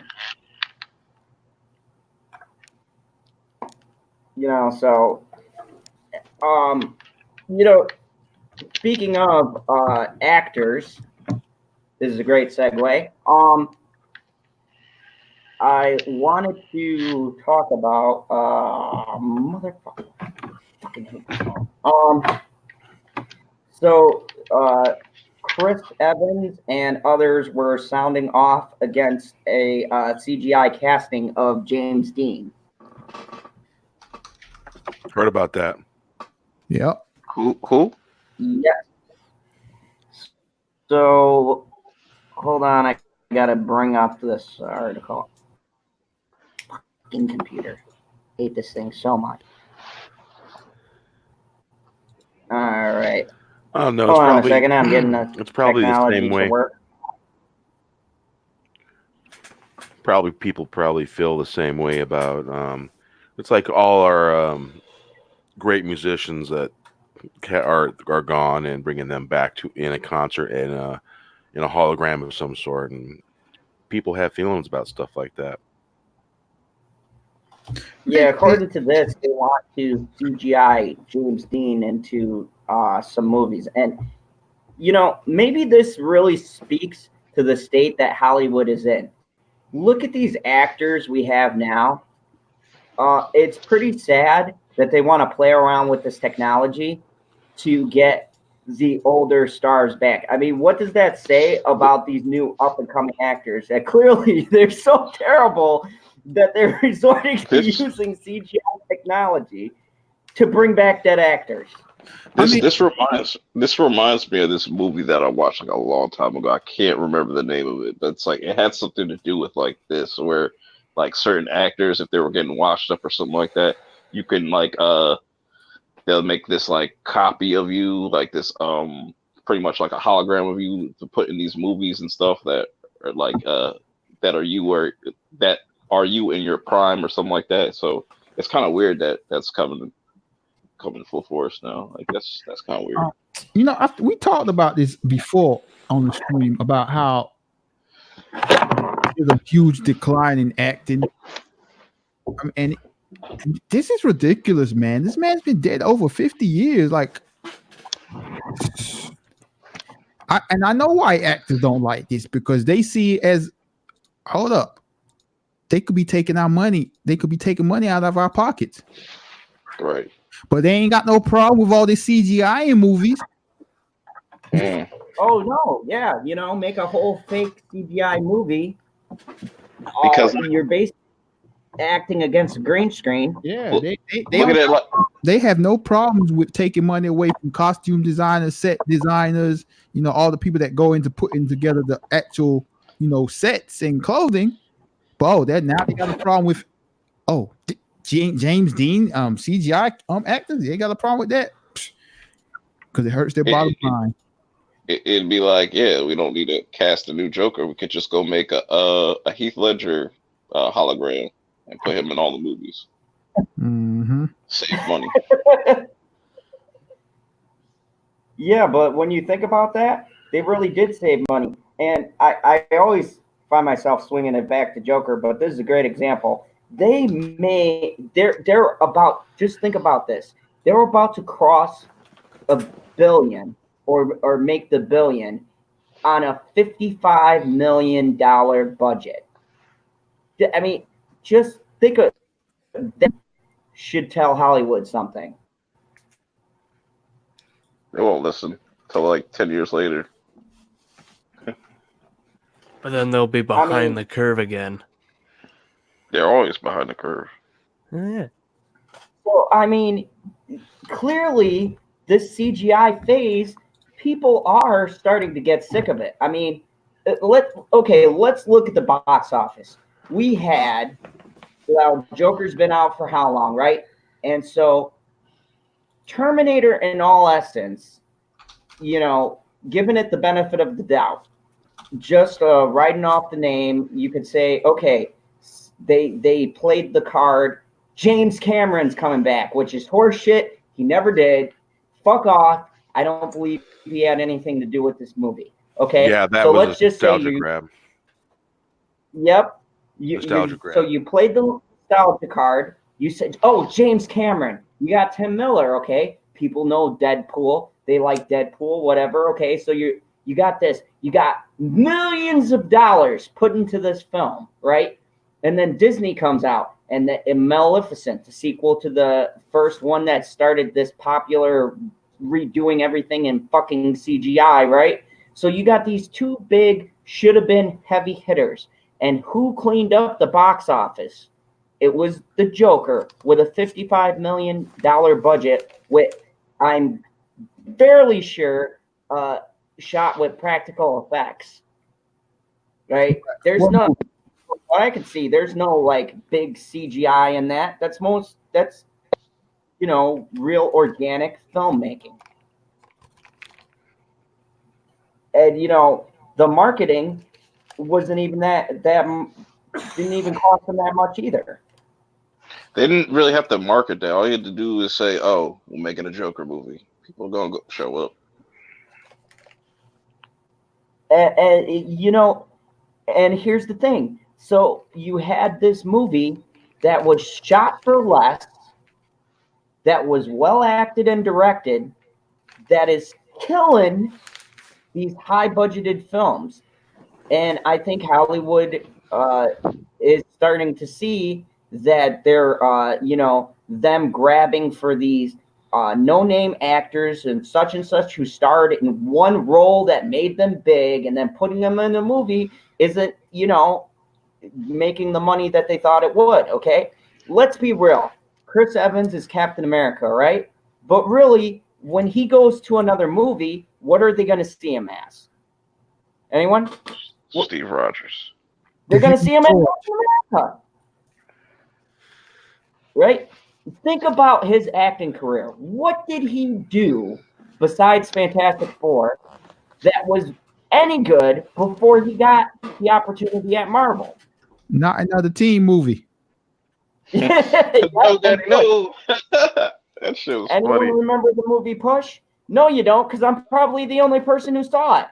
I remember it. And that movie was pretty decent. My brother made a point with like Daniel Craig being Harry Potter. He said, because he's done a couple of things where he's been a villain, and my brother's like, no matter what he's in, they'll always see him as Harry Potter. You mean Daniel Radcliffe? Yeah, Radcliffe. I can't think clearly right now. Maybe I should head to bed. You can't. No, I understand where you're coming from there. There's two Daniels. They're both British, right? Damn, Daniel. Yeah, I don't care enough. Yeah, they are both British, so you were feeling the same. So let me just one of them has hair. Let me read this article really quickly. It says more than 6 decades after the death of James Dean has been cast in a new film, and some people are angry about it. According to the Hollywood Reporter, Dean will appear in the forthcoming Vietnam-era action drama Finding Jack. Magic War movies. Magic City Films, the production company behind the film, announced that it had obtained the rights to use Dean's image from his estate, and using CGI technology will include actual footage and photos of Dean in the film. The Rebel Without a Cause actor died in a car crash at the age of 24 in 1955. Since then, Dean has become an iconic figure, and news of his posthumous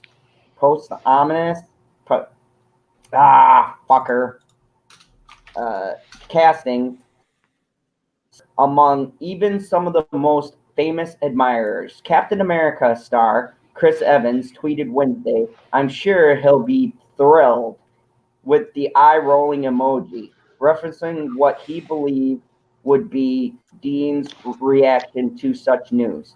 "This is awful. Maybe we can get a computer to paint us a new Picasso," Evans wrote, "or write a couple of new John Lennon tunes." The complete lack of understanding here is shameful. Actor Elijah Wood, best known for his role in Lord of the Rings films, agreed.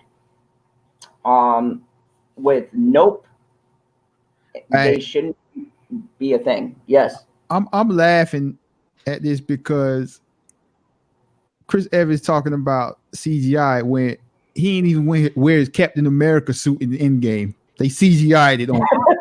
Yeah. It's hilarious. And I like Elijah Wood, but come on, let's be real. What have you done? Frodo. To be honest, yo, like Hey, this whole Mads is in the green room. Oh, hold on a second. Thank you. To be honest about this whole CG thing, we could have used that for the Tupac movie. You could have just CGI'd Tupac in there.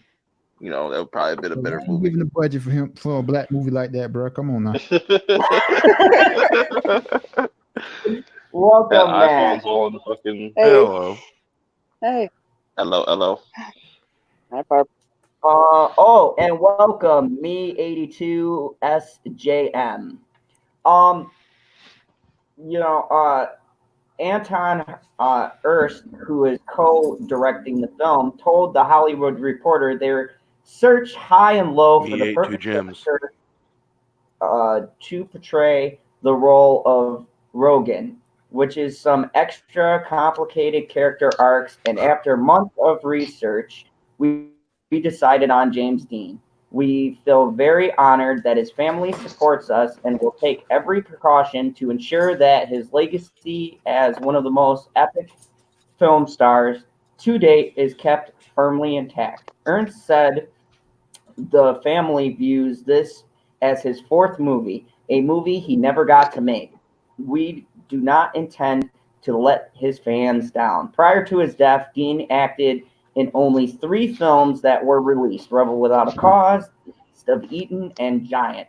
Evans and Wood were not alone. Twitter was filled with those not happy about Dean's casting. Someone named Hannah, someone named B, someone named Courtney, who gives a shit. I need a full day to lay down and process that they're using James Dean CGI to project him into a Vietnam War movie when he was actively anti-war and would never been in this movie in his life, one person tweeted. Like, how soulless and this Okay. As far as that part, bro, like that's kind of stupid to say, because he died when he was 24. Like, how you gonna say he would have never done something like this?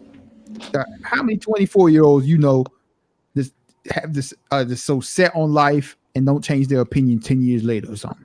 Like, right. People can change. Like, if the money's right, money talks. All right. Like just because you anti-war don't mean you'll turn down a check for a movie. Right.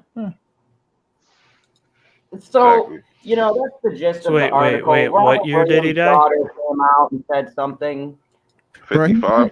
He died when segregation was still a thing. 1955. All right. So, I'll just go down the line and I'll get you guys' thoughts. What do you think about them doing a CGI James Dean Vietnam War movie? Cyber, what do you think? Don't care. Bro, you don't care about a lot of topics. A lot of things I don't care about, like celebrities. That's why I screwed up the thing earlier. Well, that Per. I don't even know who this white man is. That's why I don't care. That's why I don't care. I don't know who this was until today. The only time I've heard this dude's name was in a Weeknd song, and like that's the only time I've ever heard his name being spoken. I don't know who this man is. I don't know who raised him. Oh my god! They're like classic films, man. I'm not even gonna talk down on you, bro. Cause like, come on, bro. Black folk don't care about no James Dean, bro. We don't care. That's it. Like. I guarantee you, most black folks can't name a black actor. Can't name an actor before Sidney Poitier, bro. I'll do one better. I know most white people don't know who Dick Gregory is. So Well, that's a true you can't compare those two, but I'm just saying. All right, Matt. One second. One second. Yeah. I want to just make it clear that I am only half white. Okay. Other half Aztec Indian, a little bit Apache, and some Spanish blood from our conquerors. Forcefully. So that's who I am. Just so it's clear. The origin of the bear. So have you heard of James Dean, Mr. Multicultural person? Yeah. Some one or two of his movies may be a required taste, but Rebel Without a Cause. He only got 3 movies, bro. Understand. The other 2 are pretty kind of heavy, but Rebel Without a Cause is basically, I think that a lot of movies get inspiration from Rebel Without a Cause because it involved a lot of things. It involved racing cars. Hey, look at it this way, right? 50, 60 years from now, this our James Dean is probably going to be like Robert Downey Jr. Like people are like, who? No, bro. Stop it. Hey, Perp, have you heard of Katharine Hepburn? Who? Audrey Hepburn? Audrey Hepburn. Marilyn Monroe. Judy Garland? God damn!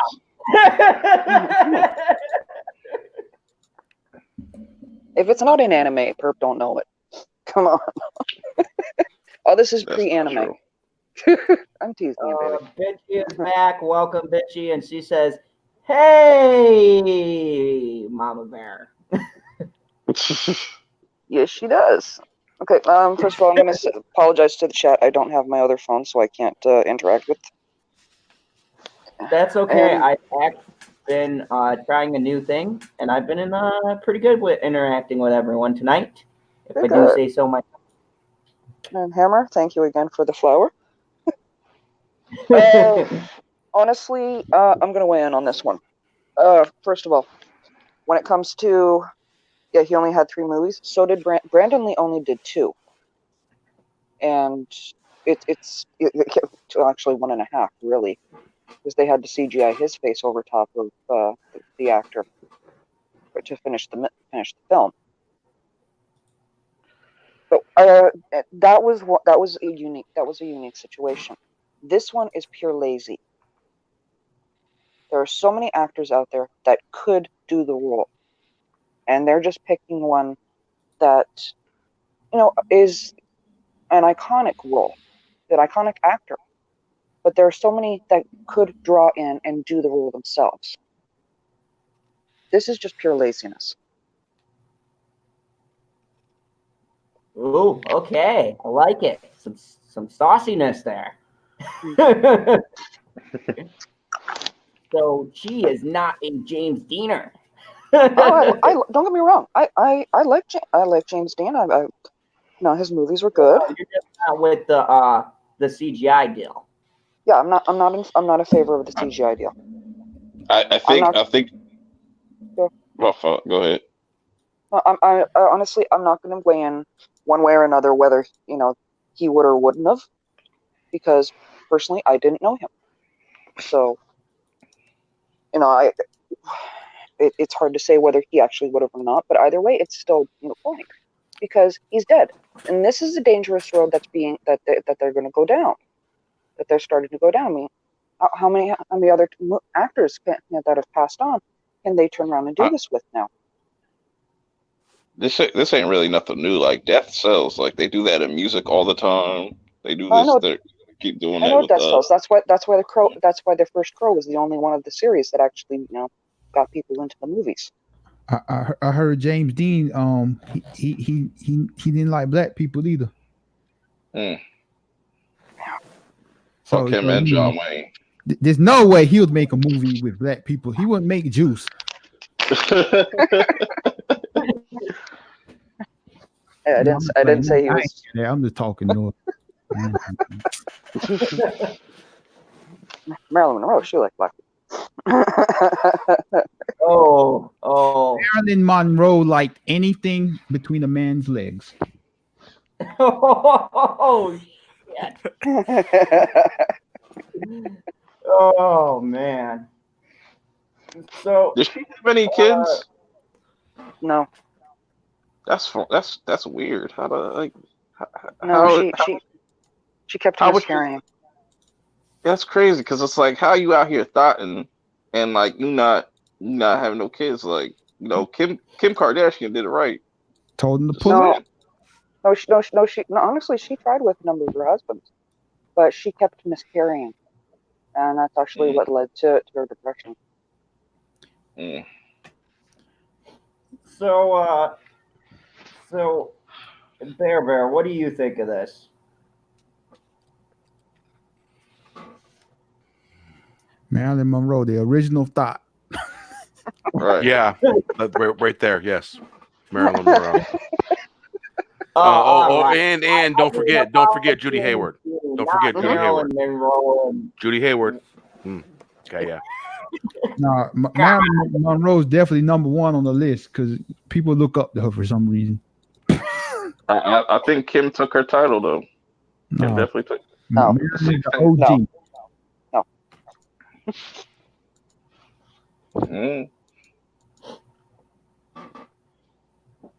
Bro, So- I'm appalled, bro. Like you really don't know who Captain Hepburn is, and none of these people, bro. That's a shame, Perk. Maybe because it's like 3 o'clock in the morning. Maybe I gotta do my Googles. Yes. Yeah, I've seen all of them. I know people by Good face. movies. I know people by face. By names, I'm terrible with names. So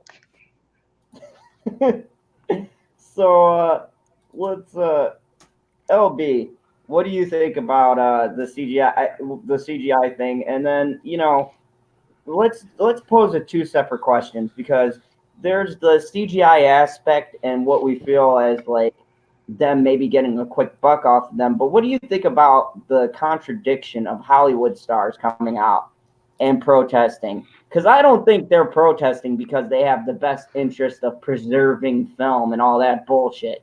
They're just protesting because they're afraid their already limited jobs are going to get even more limited.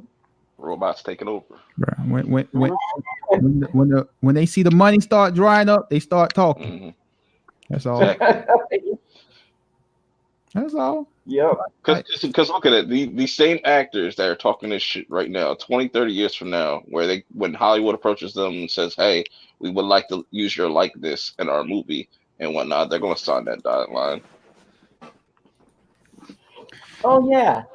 Yeah, and the people they leave behind and all of that stuff. If you think people are, what up, Will? Good to see you here. And Biden, how you doing? If they're gonna sit here and tell me that they're not going to sign on a dotted line to have themselves CGI'd into a role, you're a fucking liar. These motherfuckers are driven by money, pure and simple. They do all sorts of grimy shit to follow the dollar bills. So, they're pissed because they're not getting the money. Hammer says I'm dissing Marilyn Monroe. I ain't dissing her, but she was a thought. She was. She had a super thought. Coming out of cakes and shit. Let's talk about that, dear Mr. President. I'm just saying. Come on. She was drunk off her ass on that one. Monica Lewinsky.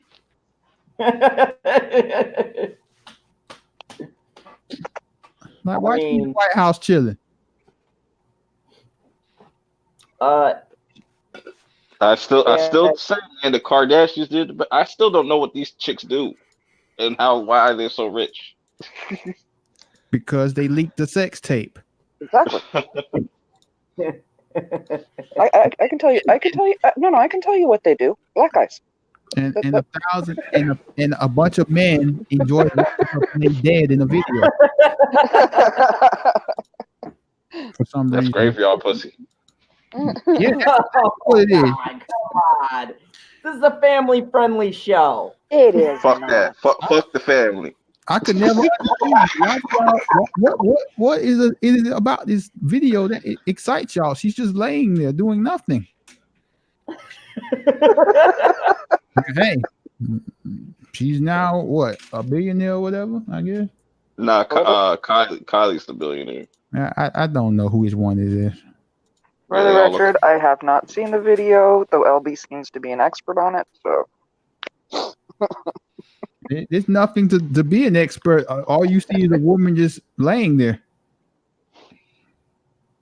lazy. It's like I'm Yeah, gonna it was get rich and funny. famous. Thank you, Ray J. Fucking Ray J.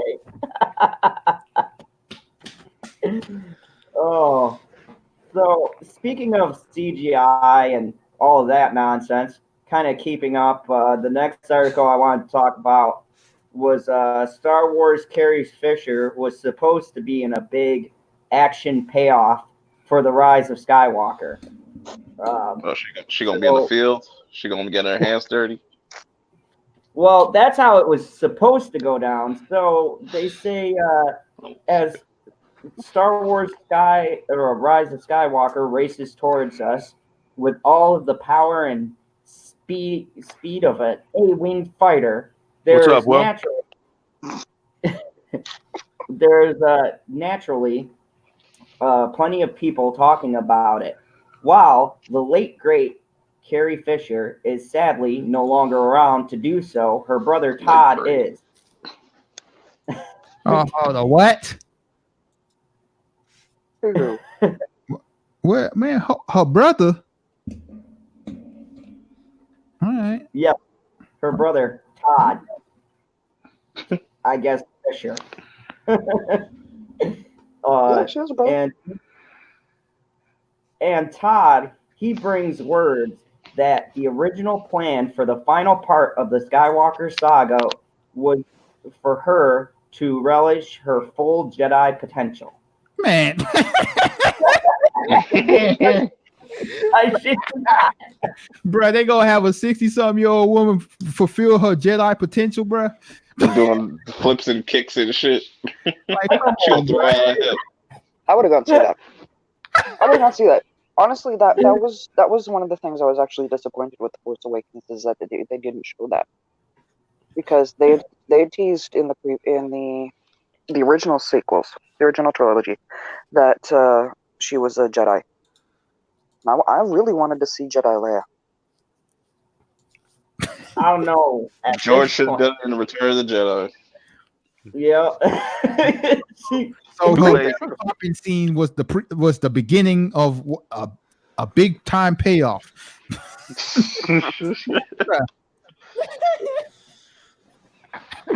So, she was going to be the big payoff in the final film, Fisher tells Yahoo Entertainment. She was going to be the last Jedi, so to speak. That's cool, right? Cool it is. But Fisher's death in December 2016 meant all those ideas had to go, as the filmmaker, including co-writer and director J.J. Abrams, only had so much footage of her left to use on the film. The truth is that J.J. Abrams was great friends with Carrie. He had an extraordinary sense of love for her. Fisher continues, they had 8 minutes of footage. They grabbed every frame and analyzed it, and then reverse engineered it. As the trailers and previous previous reports have shown, that has allowed Fisher to share screen with the likes of Daisy Ridley's Rey. We'll see more than The Rise of Skywalker arrives on December 19th. So, yeah, apparently they wanted to do a big action sequence with her at the end, and they only had enough to do what we saw in the trailer. I think they're just saying it in hindsight right now. Mhm. Unless the plan was for JJ to direct this movie the whole time. which it wasn't because they had that other director that dropped out. This is hilarious. Controversial. I could be wrong. This could have been their whole plan the whole time, and they just lied to us. Well, I mean, they said he only got 8 minutes of footage, so there's not much they could do with The that. 8 minutes of footage is what Ryan Johnson got. Hey, Jamie Vick has arrived. Everyone say hi, Jamie Vick. Hi, Hello, Jamie. Jamie Vick. Good to see ya. Hey, Jimmy Vick. Me82SJM says, why did Husky sound Scottish for a second? Husky, are you a Scottish Husky? No. I have more German, Italian, and Portuguese in my blood. Well, I get that one mixes out. I'm the one that's got the Scottish blood on the other side of the family. Yeah. Yeah, I got some too. I'm black. No kidding. Oh my! Wait, hold on a second. Perp, you're black? I thought you were purple. Only when the sunlight hits me. I had a joke there, but I ain't gonna do it. I ain't gonna do it. Bruh, your brother needs to stop telling lies, bruh. He need to go away. He must be dead. Like, bro, there was no way they was ending this trilogy with a big action set piece of Princess Leia, bro. You're not cool. Princess Leia was better as a damsel in distress than she was as a general. When was she a damsel in distress? She was never a damsel in distress. Wasn't she a damsel in distress for fucking? No. That's the whole. All right, I guess. Bro, you ain't see the very first scene of Star Wars? No, he thinks New Hope is trash. Bruh, just look at how they treated Han Solo. What makes anyone think they're gonna believe this story Carrie Fisher brother telling, bro? He needs to go mourn the death some other way instead of telling lies to the media. That wasn't gonna happen, bro. Hey, kick these nuts. Anyways. Oh, I got a solution. Just CGI her for this whole fight scene. Yeah, we're talking about CGI. They could just like have a CGI Leia Force battle. They did it with Luke. Why not? They're going to anyway. According to Fuck the it, leaks, they're they're going to anyway. They're throwing No leaks. We don't talk about leaks here. I'm not going to go into the leaks. Calm down. You can stay Bruh. put. Carrie Fisher could barely move in the Force Awakens in The Last Jedi. What makes you think I'm gonna believe this? I mean, even if she was alive and they wanted that scene, it would be CGI no matter what, so they could still get away with it. I don't see the problem here. Look, I mean, in episode 3, they did CGI Palpatine. He wasn't jumping around like that. That man is old. They could do CGI Carrie Fisher. But there's a difference. Palpatine could actually, the actor could actually move. Like Carrie Fisher was struggling to make movements in both movies, bruh. Smoking too many cigarettes. Bruh, she almost passed out trying to hug Ray, bruh. I wonder how many smoke breaks she took. Bruh, every single cut. Cut. And Perp, Mega Jetty says, Leia was the damsel in distress in A New Hope. She got stunned after killing a stormtrooper. Exclamation point. I guess. She technically was a POW. And Perp would be talking foolishness, bro. Man, Princess Leia is the most useless character in the whole entire trilogy. Move on. Useless. Here goes Hold that. on a second. Overrated. She rescued Han Solo. Yeah. Hammer Fuck says Solo, he did now. actors are an abomination. Carrie blew her whole check on blow, bruh. Man. Oh, Makes man. Bruh, this Disney fault, bruh.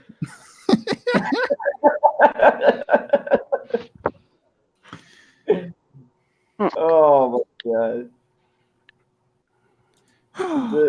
I'm just thinking about the Force Awakens and like Carrie Fisher struggling through her lines, bro. Like While she's smoking a cigarette. Like, all right, we're good. We can do this now. they, She's be smoking backwoods. no wonder Ray made that face when they hugged. Smoke. Ray's holding her up.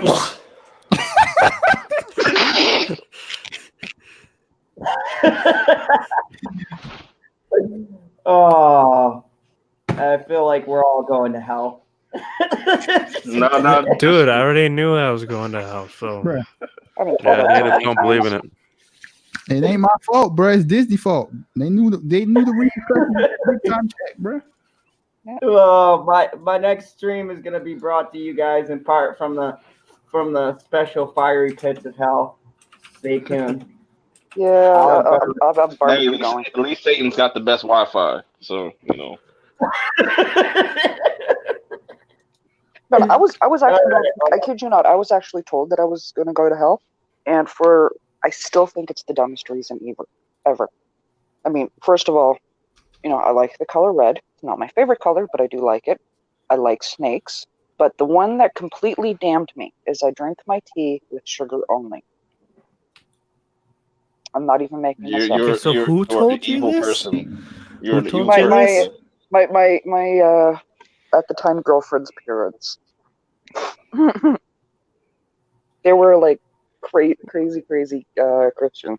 Were they Baptist? Pentecostal. I don't know what that.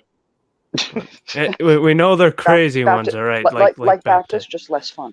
So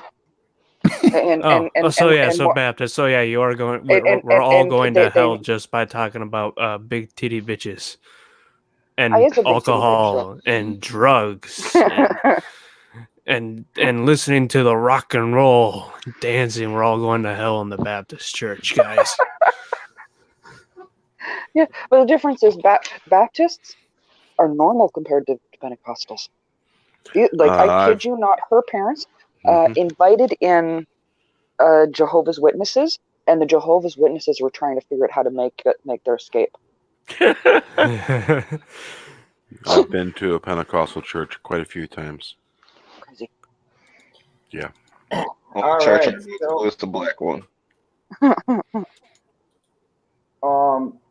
Before I get ready to kind of wind things down, I have one more article left. This is for all of us who are fans of Arrow. So, just you? No. What? Oh, I forgot. Looking at the ratings, it apparently is. It's just odd. You know what? Yeah, I'll stick with Arrow to the end. It started the whole CW thing. It was one of the best shows. I know everyone watched those first 2 seasons. You're fucking lying to me if you're telling me you didn't watch them first 2 seasons. They were great. I didn't. See, I believe Purple. I watched Smallville. No, I watched the first 2 Same. seasons of Arrow. I was just like, nope. Not a fan of me. And pretty much everyone in my family decided we didn't want to watch Arrow because it wasn't the guy from Smallville. Because we liked him a lot. It doesn't matter. Stephen Amell did a great job as Arrow. Oh, PB's gonna miss Steven. Yeah, that's what I meant. So Steven is going to don the Arrow, the green Arrow suit one last time. We're gonna get the actual Green Arrow suit in this in the final 2 episodes. That will be standalone episodes from the crossover. So, Hold on. Do I need to make room for PB? I don't know. I saw PB in the chat. He's not here in the back room. PB, if you wanna, just let me know. I'll tag out. Death by Saber, welcome. Okay, apparently not. PB just replied, no. PB does. Use the back door. Yeah, the PB is definitely ducking. He don't want that LB smoke. Okay, chat. Can you guys send PB some cheese at least? You don't send it to him. He lives around it. It's all around him. Why do you need to send him it? It grows off Hey, trees. man. He likes cheese. Never have too much. Yes, you can have too much cheese. That shit'll fuck you up. I've been here for too long, but the gist of it is, Green Arrow is going to finish with the original cast that it started with, and the final 2 episodes will be standalone from this crossover. So everyone. See, that's why I don't watch that show anymore, man. Go ahead. Doing too much. Yep. Yeah, so I mean, what do you guys think about them finishing with the original cast and all wait. that? You say he's gonna get his the suit that he's supposed to get in this season. So it took 8 seasons to get his actual uniform. But the Flash, it only took like 5? That shit bullshit. That's why I don't watch this shit. Yeah, they're doing that Smallville angle where he's finally gonna get the OG Green Arrow. They gonna wait 10 suit seasons for it to fly? Like I don't know if I can I'm not picture gonna him in lie, the hat. I was pissed about that. I was pissed. I waited for Clark. I said, okay, he does a really high jump, and then they fucking teased us in like fucking season 2 where he flew up in the air and he's like, oh no, Clark was possessed by his father. I'm like, bullshit. The motherfucker knows how to fly. He knows how to fly. You can't tell me if he could jump that fucking high, how has he not put it together to just fucking leap straight up and hover? How fucking hard is it? I mean, come Superman on. ain't that smart. Obviously not as smart as Zod. Zod picked that shit up in the first fucking couple minutes. I'm just saying. Fucking Kal-El. But he's the big hero, motherfucker. Well, Yeah, but he never tried to, dominate humanity. Just saying. well, if he was smart, he would have realized he's more powerful than everyone else and would have taken the world by force. I'm just saying. Friggin' Boy Scout. He's not going to do that stuff. Come on, he has Exactly. X-ray vision. He has X-ray vision, and he doesn't take advantage of that. I can tell. Yeah, I doubt there's a guy on this panel that, if had the other ability to see through things, wouldn't be doing that on chicks all the time. Right. All I know this. So let me clarify something. The final 2 episodes are going to be standalone episodes. That has nothing to do with the storyline. Not the Crisis on Earth, because all the episodes that were in Green Arrow were tying into the big crossover, and then the crossover is going to happen, and the last 2 episodes are just going to deal with finishing up the Green Arrow. And it's going to have all the original cast members. Yes. And all of them are practically dead. Well, they're not bringing Laura back, but they're bringing Felicity back and Laurel's father. He was killed, so I don't know how they're bringing him back if they're doing some kind of alternate Earth shit. But Felicity just fucked off. I don't know. She just left. So then they're not bringing back the original cast then. Well, I mean, it will be... Felicity wasn't introduced until a couple episodes in. Just if you want to go a really original cast. Yeah, I know they did some episodes with Tom. Where is it from? What was that, LB? Where did this article come from? Hold on a second. I'm going to pull it back up. I want to read it. Put it in the chat. Hey, you owe me a Coke. Hold on. I'll send you the article. This sounds outrageous. That's a CW for you. Yeah, Trey apparently agrees with you. Yeah, perp. DC Again, it CW is is from trash. Right. Mega Jetty Felicity was never good. Don't go there. LB has strong feelings on Felicity. Did you see them screenshots of the new Scooby Doo movie? Looks like it's gonna actually be pretty fire. Because they're gonna have other like Hanna-Barbera characters in it, like Captain Caveman and shit Nice. like that. All right, I sent it to you, LB, in your Twitter DMs. Oh, Screen Rant. Huh? That says it all. We know how Screen Rant is. Their shit is a hit or miss. Yeah. Bruh. What I don't see it say original characters anywhere. It's towards the bottom when they start talking about the final episodes. It's at the bottom of the article.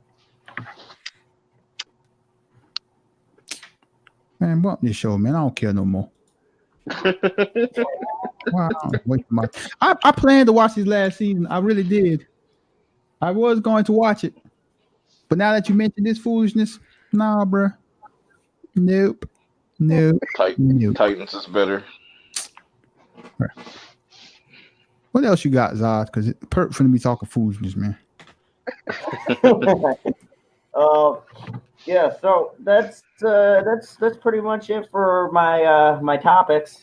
Anyone else got anything? I just want to let it be known. I came here tonight to talk to PB, and PB's ducking me. I will hop out just for PB to hop in here.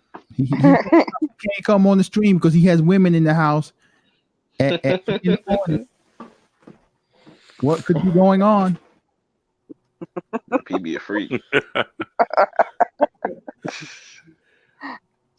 Sounds like a crazy party. Yeah. I don't know. And Hammer, thank you for that. PB put shit.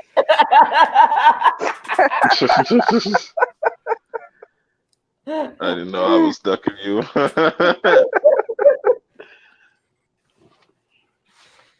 Just say the word, PB.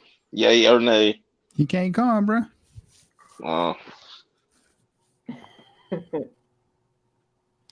But hey, before you wrap this up for real, I just want to let it be known because we were talking about Star Wars, the ticket sales. I don't see any articles out here about how it's been the top ticket sales on Fandango. They mentioned Adam, but Adam don't matter. There's no Fandango stuff out there, so that should let you know this movie ain't making $2 billion, bro. Mm-hmm. We'll just see. Oh, yeah. Hammer, I saw the super chats. I wasn't gonna highlight the family friendly talk of Mega Jetty. Bro, how many Mega Jetty been talking foolishness all night, man? Yeah, I just want to say, LB, to your point, I call bullshit on it doing $2 billion. They're trying to put it up like in Endgame territory, and I'm sorry, I don't see it. Like they're trying to build this fake hype towards it. And I talk to people. I talk to real moviegoers. No one's fucking excited about this thing. No one cares. That's the real deal from like everyday moviegoers. I'm like, hey, you see the new Star Wars? I heard in my theater when the Star Wars trailer came out, I heard people sighing. Like that. Like, I mean, come on, Perp. Keep it 100% with me.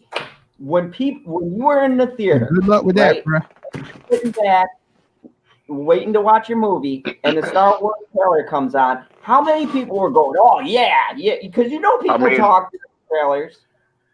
I mean, nobody in my theater really talks through trailers, and it's pretty mild. But I just wouldn't underestimate just the there's nothing to underestimate. Like, for one, I'm just saying. A lot of people said the same thing about Captain Marvel. And look what that did. No, they didn't, bro. No, they didn't. No, how many people say like, "Oh, I'm not hyped about Captain Marvel. I'm not hyped about Captain Marvel," but no, still but when the ticket sales came out, they were having high pre-sales. Yeah, they're still like tickets are still selling. I don't understand why it's not selling. I'm just saying they're not selling pre-sale tickets like the other ones. Star Wars movies are heavily front-loaded. So for one, like if you don't have any information about the pre-sales of these tickets, that lets you know these movie tickets ain't selling like how the other ones are selling, and the hype ain't there. Like the people who are going to go see it are going to go see it, but yeah, like the general audience as far as big time numbers, no man, the hype ain't there for the movie. It ain't, because Disney loves to brag about pre-sales with Fandango. They sure do. There ain't none for this one. I mean, Fandango's trash though. Look at Terminator. All right, they were even hyping up the pre-sales for Terminator, trying to boost that movie. Yeah, they were talking about pre-sales for the Terminator and how, now it's looking decent for its opening. Blah blah blah. It's tracking this much, and then the numbers actually came out of what it actually did that opening weekend, and then all the hype died down. But yeah, I mean, they normally are. I think it will start. It will start to change when we get closer to the actual release date. So here's an example. I can't even take full credit for this. Death by Saber said Frozen 2 broke a record, I heard. So I just looked it up.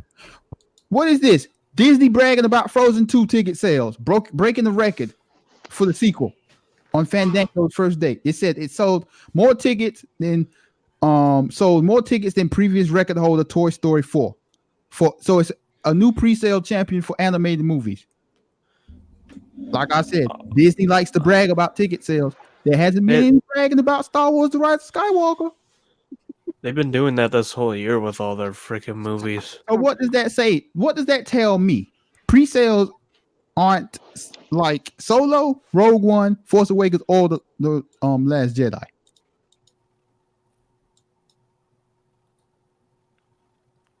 I'm just saying, bro.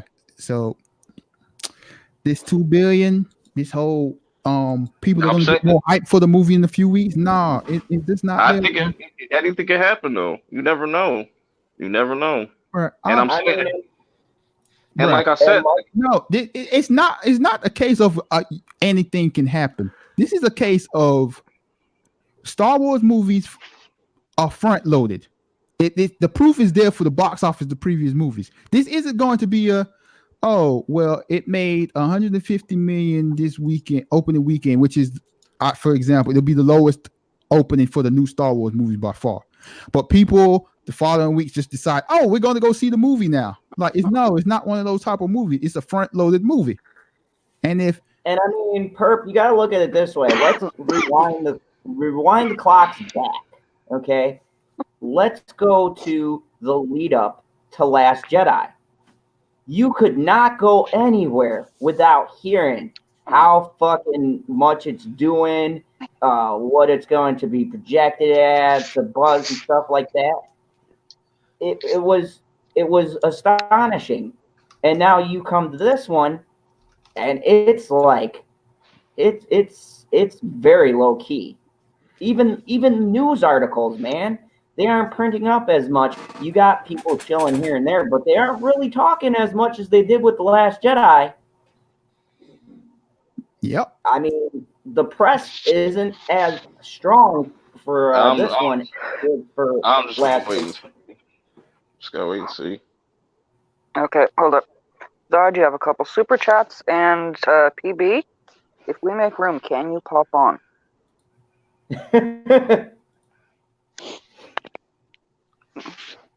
But like, Yeah, bro, like, straight up, like Frozen 2 come out November 22nd. Jumanji, whatever comes out. There's a bunch of movies that are coming out, man. And there's no hype for this movie. That movie ain't making $2 billion, bro. I mean, I had people, and no bullshit, because I was fucking sitting there last Christmas. I had people literally, like, when Cats came on, going, "Oh my god, that looks amazing." Cats! People is excited about Cats! I was excited about Those people Cats. are weird. Those And people look, I are was weird. excited about Cats. only 5 movies have made $2 billion. $2 billion ain't easy to make. And 3 of those movies, for example, Infinity War and Endgame was the conclusion to the MCU Infinity Saga. Force Awakens was a movie. So Force Awakens was the first Star Wars movie in 10 plus years, and plus they cheated with the ticket sales and all that stuff. Titanic, they re-released the movie multiple times. Avatar was a legit phenomenon as far as 3D and stuff. There's nothing going for this movie to say it's going to make $2 billion. Like, it's not going to make $700 million more than The Last Jedi. It's just not. I think it'll get close. Bro, stop talking nonsense, man. I'm not. It's just like, look at it. It's coming out. Bro, you got absolutely, you got nothing to back up what you're saying at all. All right, it's okay. It's whatever then. Like, bro, the trailer numbers are down.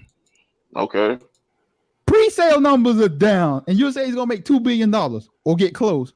How? I think it will. Mhm. It's gonna wait and see. This is gonna be really. We gotta have like a round table discussion when this movie comes out. And if it doesn't even make $1 billion, I will eat crow. No, it's gonna make $1 billion. I will eat crow if it doesn't even hit 1.5 billion. I will eat crow. Hey, I will eat a hot chip. Bro, the Hollywood Reporter is The Last Jedi reporting. made $1.3 billion. Like I said, the trailer numbers for this movie are down. They're not Well, I'm bragging saying about sales. There's no hype for this movie. What makes you think it's going to make $1.5 to $2 billion? People are still going to be curious. Like, even the people that hate The Last Jedi, they're still going, like, it's the last Star Wars movie. People are going to go see this movie. It doesn't have to be the first week, the second week, they're going to go see it. But here's the thing. And how long is that movie going to be in theaters for? Like, how long was Last Jedi in theaters for last time? Like, here's the thing though. Like, I'm talking actual facts and numbers here. You're just guesstimating stuff here. I guess, man. I mean, Here's the thing you gotta take into account. What makes big numbers is when you have repeat business. You could have that great opening weekend. Okay, even if we factor in, let's say, all of the YouTubers and everybody who still hates The Last Jedi, but they're going to see this out of curiosity, you're going to get one view out of those people, okay? What's going to bring this up into the 2 billion or into those high numbers is going to be repeat viewing, and that is going to be the key. We can debate numbers. Sure, it could have a high opening weekend. How many movies do a high opening weekend? This is going to have a good opening weekend. Make no mistake. Right. It will have a high opening weekend. That's not under debate. Right. I'm not comes in. I'm not for 1 second saying it's not going to make money. And I'm not, but like, it's not going to make $2 billion because, like I said, even if the people who say, all right, I'm not going to see it the first weekend, I'll go see it the second or third weekend. That's not how you make it to $2 billion. That's it's not gotta have legs. And that's not how people, that's not how the general audience works. Like, if you look at these movie numbers, it's very rare that movies start out from a number and then increase in numbers the following week. Like, over the past few years, what's that movie, The Greatest Showman? That was one of the few movies that had legs like that. But man, it ain't happening. That was word of mouth. $2 billion ain't happening, dog. Okay, I see it, You know, PB. you got all these rags. If you do a search for ticket sales, pre-ticket sales, and they're all given stuff from basic reports from Adam, but they're not reporting nothing solid. Right. Exactly. And some listed some numbers, and I'm like, okay, where'd the numbers go when I went into the article? Right. Exactly. I'm telling you, if I know how Disney work, just look at all the Marvel movies, the previous Star Wars movies. If those ticket sales were high, they would have been bragging about it in press releases and stuff. But yeah, I don't. My 10-year-old, 5th grade, nobody's talking about it. Yeah, I don't expect kids nowadays to care about Star Wars. Like my nephew don't care about Star Wars. He all about Naruto and shit. But you see, when we was 10-year-olds, everybody was talking about Star Wars. Then the next generation after that, they was talking about Star Wars. See what I'm saying? There was no Star Wars movies. Then they were still talking about Star Wars after that. See? And now they're not. Oh, That's the everybody difference. talked about Star Wars.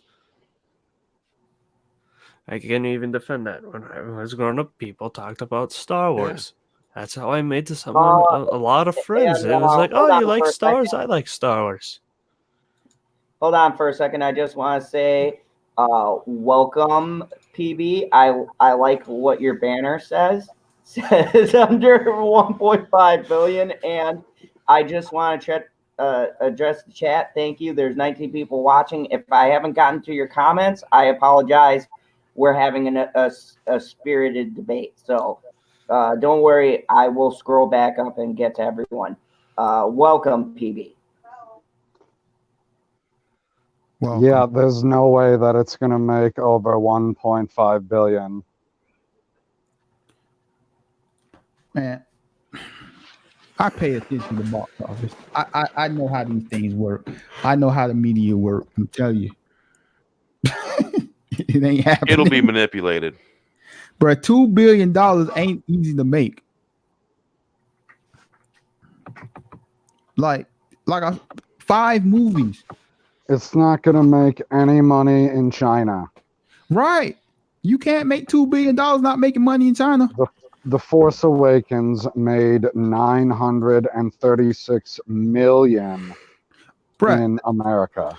The Force Awakens was something like we will never ever see domestically. Ever. Mm-hmm.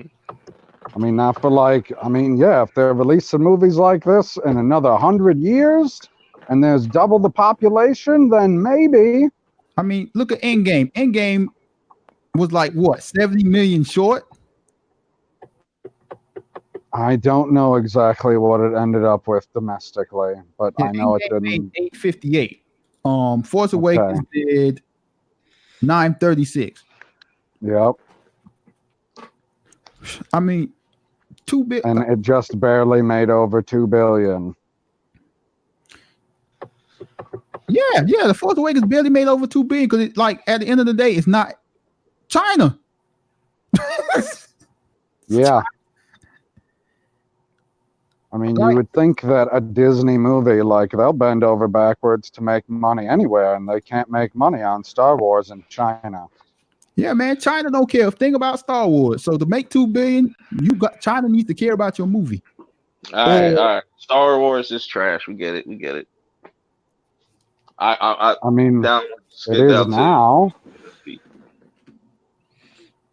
That's why I can't. It didn't used to be. No, seriously, to make $2 billion, they need China, or they need to do Force Awakens domestic type money, and that ain't happening.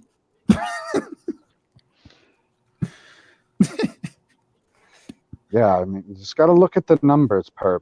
Just look at the numbers for 10 minutes, and they're not going to add up to 2 billion.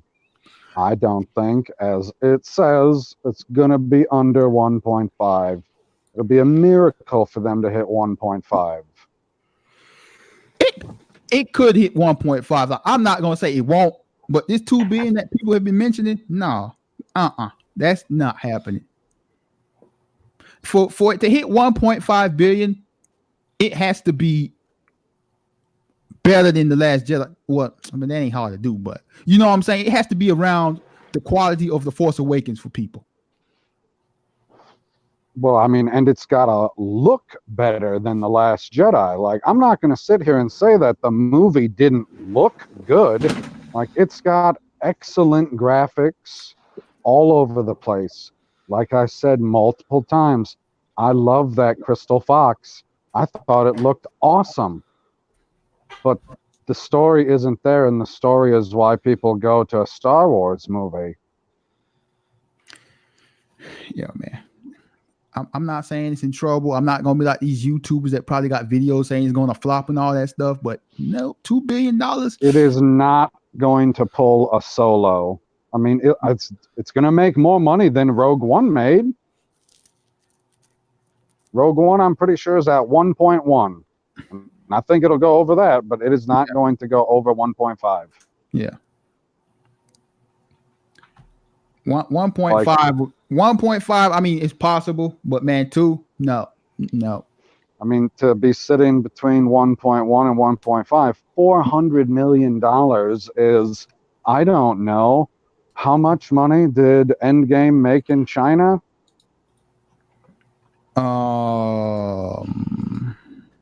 I'm pretty sure it's over 400 million. Like 400 million is how much Solo made total. It's actually less than that. So that's a big gap to work with. Like $400 million is a lot of money. That's a lot of tickets. And we're not all Terrence. We're not buying $20 movie tickets. Even the people that are going aren't doing that. In China, it made $614 million. Endgame. There you go. Like that's a chunk of change. Holy shit. The Force Awakens, not Force Awakens, Last Jedi. It made and Box Office Mojo done changed this site up, man. Son of a bitch. Just ugly. When you get used to it, they move where all of the items are in Walmart. Yeah. Like, what are they? Bastards. They tripping, man. They really tripping. Yeah, so I mean, I think a lot of this is going to be a wait and see. And here's the thing: even if it doesn't make 1.5 billion or 2 billion, you can't really count that as a loss. Whatever the movie makes, it's going to be high. I mean, like, make no mistake, it's going to make a lot of money. And it's kind of funny that people are putting these things in a box. Like, I mean, just think about it. $1 billion is a lot to get to. Look at Joker and look at how it's been doing the mountain climb just to reach $1 billion. Okay. And that's actually a great movie with tons of repeat business. So to say you could hit or come close to that $1 billion mark so easily, that within itself is a victory. I mean, bruh, The Last Jedi made $42 million in China. Oh, 42. Oh my God. Like, they couldn't even hit triple digits. And Hammer, I wouldn't call Endgame trash. I still liked it. I just say there's a lot of story inconsistencies. Yeah, it doesn't have the greatest story because they were like, yeah, we got to use time travel. We killed off Spider-Man and Black Panther, and we need them back. Well, and Doctor Strange. Wouldn't want to forget the white guy. Look, man. Movie opinions. Movies are subjective, but a movie doesn't almost make $3 billion and be trash. Okay. No, it's absolutely, it can't be a trash movie. I don't see that. Let's keep it all the way real. If Endgame was trash, it wouldn't have made almost $3 billion. That you can't dispute that. It doesn't matter what you say. That's too much money to make for a movie to be trash. Way And too much. you know what? Jamie Vick has a great point. She says, why do fucking chat jumped up on me? God, I know the struggle is real. They said, why do people talk about how much revenue a movie generates, but they don't mention how much it costs to make, which is an excellent point, Jamie Vick. The reason for that is we don't know how much the movies cost to make. Like these places, websites put out how much a budget is, but honestly, we don't know what the exact budget is of the movie. We don't know how much they spend on marketing. Right. All of them say for example, projected budget. For example, like you can see this, you can actually see these type of things when you look at I believe when they like Disney does their quarterly reports and whatever, I believe it shows that type of stuff in there.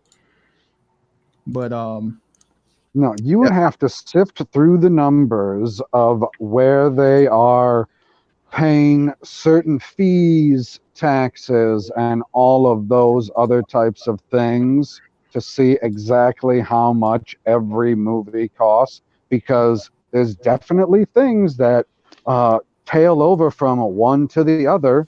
Like they went to a set, they rented it, and they said, oh, we still have a week left over because we got done filming early. We can start this other movie early and not have to pay for a week. Well, technically they paid for it, but they're not going to rope that into the cost. Yeah. So you got to sift through a lot of numbers if you want to know the exact budget.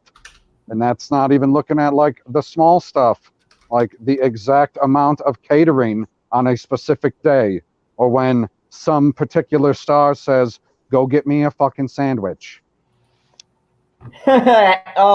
PB, by the way, Hammer used your trigger where he said MCU are not quality cinema, they are popcorn flicks. So check this out. The Force Awakens made 124 million in China. Oh my God. Okay, so China went from 124 million down to 42 million. So if the third one rebounds, it'll make a solid 60, but it won't because China doesn't play like that. So it'll probably make 15. Yeah, I mean, it dropped 82 million from the Force Awakens. Like, man, yeah, that's a huge jump. So what if this happens, right? The movie comes out and it gets positive reviews from critics and audience, and things start to would that change? No, it's just a popcorn flick. They're all popcorn flicks. Everybody gets popcorn at the fucking movies. Perp, I would say there's going to be a lot of factors. If this movie wants to do that $2 billion climb, one, the critics are going to have to give it a good review, which they all will because it's Disney. But more importantly, the audience that sees the movie is going to have to give it a good review. Then they're going to have to talk about it. They're going to have to bring people with them. And there's going to have to be like a word of mouth that builds to where you have people going to see it multiple times. Like, oh, cousin John didn't see this, and he's got the boys with him, and let's all go and see Star Wars because it was such a great movie. You'd have to have buzz like that. Bro, the movie gonna have to be great. Get that kind of legs. It'll have to be great. Like the opening weekend audience gonna have to come out and say the movie was great. Yep. Like, straight up. With The Last Jedi, that didn't happen. Yeah, it'll need legs and stilts. Right. For example, I didn't plan to see The Last Jedi in theaters. Like I wasn't, but everyone kept saying it was bad. So I was like, man, I got to go see this for myself to see if y'all are telling the truth. So yeah, people gonna have to come out saying it's great, man. And also, based off what you just said, you don't think that would be a factor too? Like people be like, "Oh, this can't be that bad. I have to go see it for myself." Well, everybody ain't me, as The Last Jedi box office proved. I know. I'm just saying though. Like, you don't think that could happen? I mean, it's possible, but I mean, The Last Jedi didn't. People were saying it was bad, and people didn't say they had to go see it for itself because they dropped out almost 70% after the first weekend. Yeah, this Star Wars movie has, as I'm reminded in the chat, fucking space horses. But I mean, Star And a Wars, boat. Star Wars Don't movie. forget Yeah, it has space a horses. boat. The first fucking boat ever in Star Wars. They have a first. Jesus Christ. Star Wars it's an event movie, and that's what it's front loaded. Everyone has to see it opening night in the first weekend. After that, it tails off. The Force Awakens was just an anomaly. Yep. Yeah, and you know, with the Force Awakens too, there was that gap. We hadn't gotten Star Wars content. There was like a hunger for Star Wars. Now I like to call it a Michael Strahan gap. we've been getting It was good. fed bullshit. So now it's working in the adverse. You know, had you had at least a decent Last Jedi, and then you had not fucking Solo, but maybe another side story that was decent, that caught people's attention. Like, I don't know, they could have done Boba Fett. I'm just No, they saying. should have done Jango Fett. Movie. But anyways, I digress. You Like, had bruh. something that was The Last Jedi in the second weekend dropped 67.5%. It's massive. goddamn. Massive. Man, that was a great movie. Right. No way, man. I paid for When- The Force Awakens you go twice. I paid for The Last Jedi once. I'm not Hey, paying for this fucking movie. if we do a round table, you ain't invited, Perp. It's cool. You ain't gonna keep it real, man. I'm keeping it real. No, you ain't, bro. I don't want to hear I'm it. open-minded. I can be open-minded, but I got to look at stuff for what it is. And what they did was physical plot hole after physical plot hole. And I was like, nope, that just blew up. How you holding it? Talking about that lightsaber. I mean, like, yeah, and this is the thing that makes, and you know, I think I'm really excited about these big movies coming out and fucking underperforming, because I want to see more of these smaller based films, and I think you're gonna get that. I think after the string of shitty big budget movies are you know, taking hits, then we're going to see a return to you know, smaller budgeted, well made, well What acted do films. you mean by smaller budgeted? Like what you know, number are you? What's the cutoff here? Under 100. under yeah, I'd say under 100 would be fine, or 100 mil. Yeah, You man. can do a lot with that. Every movie don't need to be over $100 million. Yeah, I mean, yeah. You know, you could do, you know, Joker and them proved you could do that. The first John Wick wasn't in the 100 million, and look what they did with that franchise. So what was the third one? Because you said the third one was your favorite. I'll look that up. I can't say that the Okay, budget get back wasn't to bigger. me in fucking January. I know how fast your technology works. But anyway, I still have my bone to pick. I know. That's why Yeah. I'm here. Yeah, I'm glad you're here. Can I pick my bone, Mr. Zod? Yeah, go ahead, and then I'll say the budget for it, because it's kind of funny. Oh no, do your thing. I can do that Well, if after. you found it already, that's amazing. Yeah, the budget was 75 million Wow, for that third movie. that's pretty good. Yeah. So I mean, it went slightly over, but it didn't cross the 100 million range. And you would Well, I mean, think what? with the They stunts made and the 500 million off of it. the box office was 324.8 million domestic. Just the domestic. Okay. Yeah. So I mean, that is that is a damn good return. And once again, small budget. So I mean, I think we're gonna see that these small budget films start to crop up. I mean, Keanu proved it. Todd Phillips proved it. All this CGI shit is just, glitz and glamour and flair. And popcorn fun. But go ahead, LB. I'm curious before we go to hear what this beef is.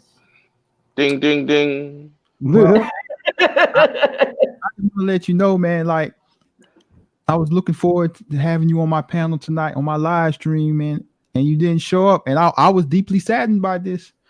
Like, man, I felt like prom night, and my date didn't show up with me.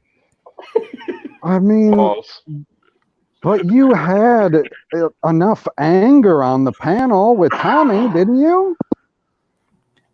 But I wanted you there too. That was the whole, like, you was the main event. Like, I was building up Tommy. And you were the special guest, just like Collider had that special guest that never showed up. Yeah, I was watching. Well, did show up, but they didn't. They didn't fucking bring him on the stream. I had flashbacks to prom where, my date didn't show up, and I get to the venue and she's with another man. That's how I felt. Like a romantic comedy. Man. Oh, jeez. You chose Justin Proper and the guest appearance from John Talks over A Lonely Man. I didn't know that he was going to be there. I felt really. You know who was supposed to be on that stream? It was supposed to be me and Jesse from Exaggeration Nation, and then Candace was supposed to join later. And then by chance, I don't know who those people are, but that's my point. You don't know any of them. They're just randos. Yeah, well, I didn't know that John was going to show up.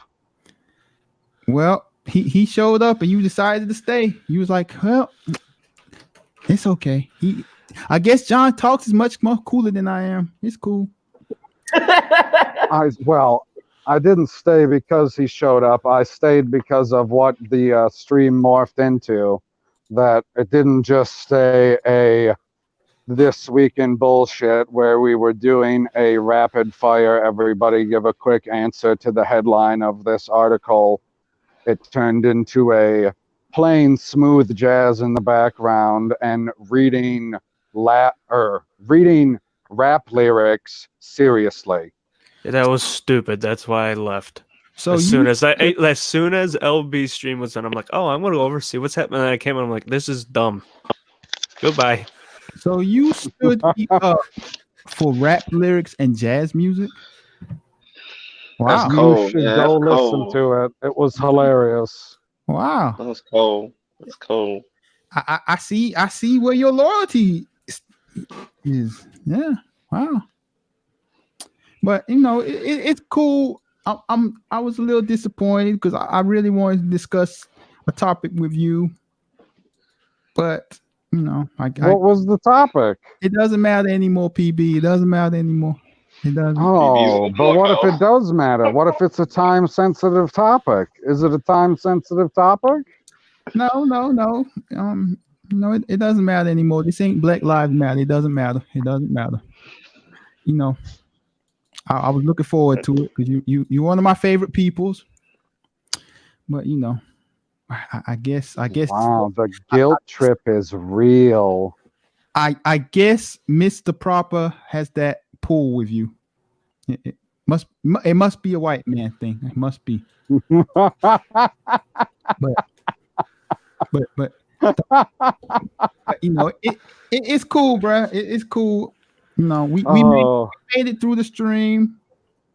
I'll be all right. We all will be all right. Tommy will be all right. Tommy was looking forward to speaking with you too, because I don't think Tommy's ever been on the panel with you. No, I have yet to be on a panel with Tommy or Trinity. Yeah, man. Or Second Street Marvel, if people don't know his name that are in the chat. And all these people in the chat trying to make you feel bad. Well, Y'all ain't show up either, so y'all can't talk. Hey, I was there. I was working. Zod, Oh, could you read Tommy's most recent comment? He said, "Pop culture PB, you have failed a lonely man." Arrow emojis. indeed you did. Yep. I'd say he stayed at proper stream because of his raw sexual energy, but no, he's not drunk 3PO. That's why he'd stay there.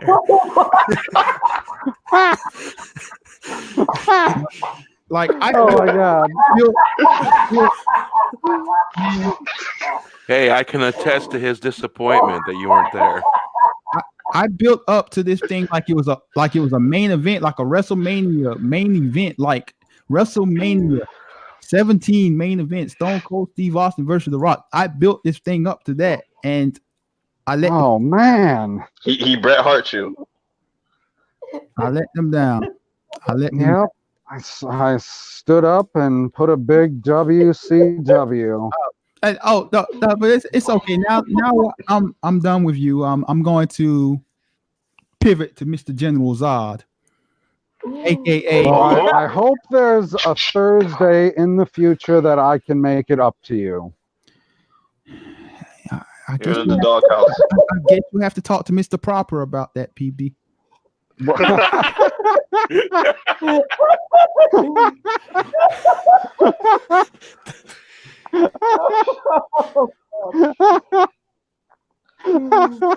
Oh man, that's good. You know, Tommy's right. It also feels like Survivor Series 1997. Brett screwed Brett. That's how I feel. Like, I feel like Bret Hart after Vince McMahon screwed him. Yeah, man. He tapped out. And Man's Mama Bear, if you would have came to my live stream, you would have heard me address that. And Jamie Vick, you're always there for me. I always appreciate you. I'm there in spirit. Yeah, Stevie J was working. Stevie J was working John Talks tonight.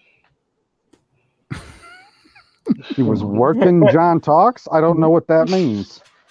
He was working to get inside the friend zone of John Talks. Oh, that's what I was doing. Let's talk about General Zod. Mr. Never comes to my live streams unless he's invited onto the panel, or he'll pop up for 2 seconds and then disappear. Oh, Mr. I love your stories. I told the story. I told my story because I wanted you to hear it, but you wasn't there, Mr. Zod. You wasn't there. Oh, damn. Look. So, I had my reasons. I was seeing you always have a reasons, and the reasons has a unicorn on her forehead. Can we talk about Yeah, LB, I think I missed the last like 20 minutes of your live stream because my mom called. You came there. I appreciate you so much. I appreciate you. But these people here, man, PB, I'm gonna let you off the hook, man. It'll take me a couple days, maybe weeks, but I'm gonna get it together. It needs time to heal. Yeah, I definitely. I will put a packet. I will put a special treat together, and I'll send it to you, and it'll make you laugh, and hopefully it will start to repair the damage that I have caused. Well, we'll see. We'll see. But maybe a year like Stevie J. Man, who knows, man? Getting over heartbreak ain't easy. I'll tell you that. That's true. And Jamie Vick speaking the real. Jamie Vick spoke the real about General Zod. If you care to read that, Mr. Zod. Oh, hold on, my chat jumped on. Oh, I can read it. It says, Zod, you have nothing but excuses, not reasons. Oh, Jamie, that was like a dagger to the heart. Thought we were close. Oh. Yeah, I thought the same thing too, but I guess my live streams are only cool for you to click on, hit a like, and then exit. But it's cool, bro. I feel you. I don't want to take over your. I don't want to take over your stream. I just wanted to air my grievances to PB. Me and Tommy. Me and Tommy was highly disappointed tonight, sad, and Tommy might not sleep for the rest of this night. He might sleep on Sunday. Oh God, this has been a great stream. We had like 19 people watching, and thank you everybody. The chat and everybody in here. Kay, great to have you.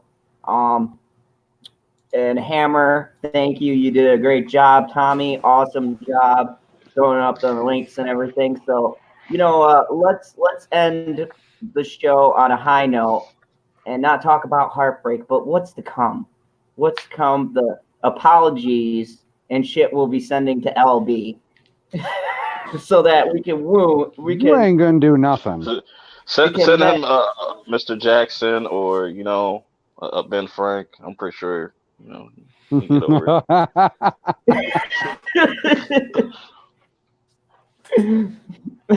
it. We will mend a lonely man's heart. No, you won't. you don't care. Don't lie to the people. You don't care. Just give some strawberry shortcake. Man, don't care one bit. Oh, let's go down the line and start wrapping shit up. Husky, what great gaming video / super Donald Trump political video do you have coming out? All right. I had a Throwback Thursday thing today. Just, something I recorded on the Nintendo Throwback console. And then I got Gears 5 tomorrow. And in the coming weeks, will probably be another drum type video again. Depending on when my fucking heads get in the fucking mail. Oh, my. Nice. Nice. All right. And of course, the Purple Man, the man who predicts a $2 billion box office for the Force or the Rise of Skywalker, Mr. Perp. You got any new videos? Anything you'd like to share for the fine folks watching? I have several videos. I'm like losing track of my shits, but pick Dr. one. Sleep. I got Dr. Sleep, American Horror Story, got End of the Fucking World, bunch of fucking videos. I might make a Who Shot Ghost video for Power for my people that fuck with Power. Yeah, man, it's been cool. Cool chilling. Awesome. And Bear, Nerd Fun. What you got coming in for us, and what's the fourth wave up to? Well, we got the fourth wave coming up tomorrow. I do believe, unless it's changed, it'll be at 4 p.m. Pacific Standard Time. And I'm still waiting on a correct cooling fan for my laptop. So still making videos on my phone. And I'll have some videos coming out soon. And I can't wait to get the correct fan. I'm going to a computer store up in Tacoma. The guy's got some bunch of used parts and all that, so I'm going to peruse them and see if he's got the right one with the matching numbers. Nice. So, I love the use of the word peruse. I knew you would. That should be a word that's banned here in the Phantom Zone. Never. Peruse is awesome. Should get a shirt. Make shirts say that to say peruse. And of course, the loneliest man on the panel, Mr. LB. Tell them what you got coming. Why would I do that? You don't really care, but let Jamie Vick know. Jamie Vick, I appreciate you. Will Gentry, I appreciate you. Cyber Husky, I appreciate you. Bear, Nerd Fun, I appreciate you. Tommy, I appreciate you. The rest of y'all, I don't appreciate you right now. All right. You all chose The path of villainy. you chose other people over me. It's okay. I understand it's a black thing. It's cool. Thank you for having me here, Zod. Even though you don't really care about me. You all, I'm glad you enjoyed this stream tonight, and I'm glad we all got to chat. I'm deeply sad and I'm hurt. I'm distraught. I honestly, if this is the last live stream I ever do, this is all on PB and General Zod's head. He's going full Joker. Don't you I fucking guess I get what I disappear fucking out here. deserve, That's eh? what happened to LP. I will lure you out with ice cream. That is fucking creepy.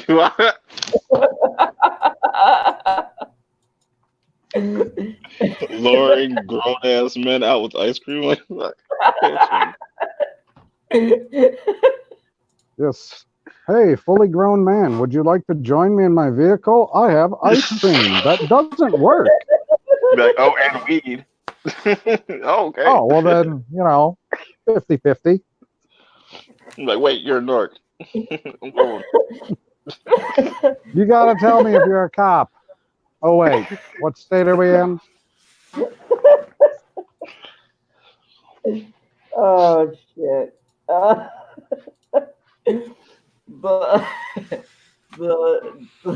commander and the Zod. curator. General Zod. This will be the Yes. last time I speak. But Jamie Vick has a message for you to read. LB, the stream is much better when you're here. Oh, that's And I said I agree.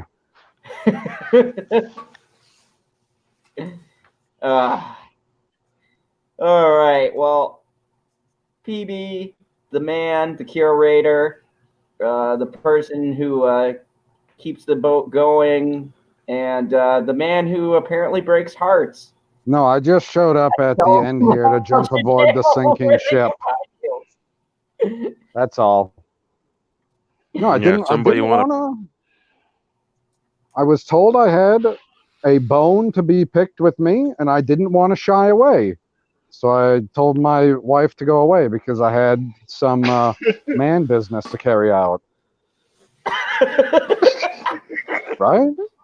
Sure. But yeah, you can go over to Pop Culture PB if you want to laugh at a video or two, because I'm just an effing idiot that talks about things that I don't know about. Yep. It's one of the funniest streams I've ever watched. Oh Lord. And of course, everyone, you've been here in the Fandom Zone. Thank you, fine panelists, for coming on tonight. This was great. Tomorrow, I will not have a because I have to close booth, and we've got tons of new movies, so I probably won't be out till like 2. Son of a bitch. But So I you're will be not back. doing a show, or it's gonna? That's what you said. Yeah, I'm not gonna do a show because I'm gonna get out late, and then I gotta do a morning class. Fucking kickboxing aerobics. God. And what day is this? Tomorrow. Tomorrow night. He's not doing a show tomorrow Oh night. fuck! It's today. Never mind. No, dude, we're on. No, we're doing the show right now. It's actively on. We're not doing a show tomorrow night. It's nighttime in America right now. Eastern Pacific time. Exactly. Yeah, nighttime. No from coast show to coast. tomorrow night, Eastern Pacific time. Yeah, so I won't have a late night talk tonight, but on Saturday I will have a fandom talks with Candace.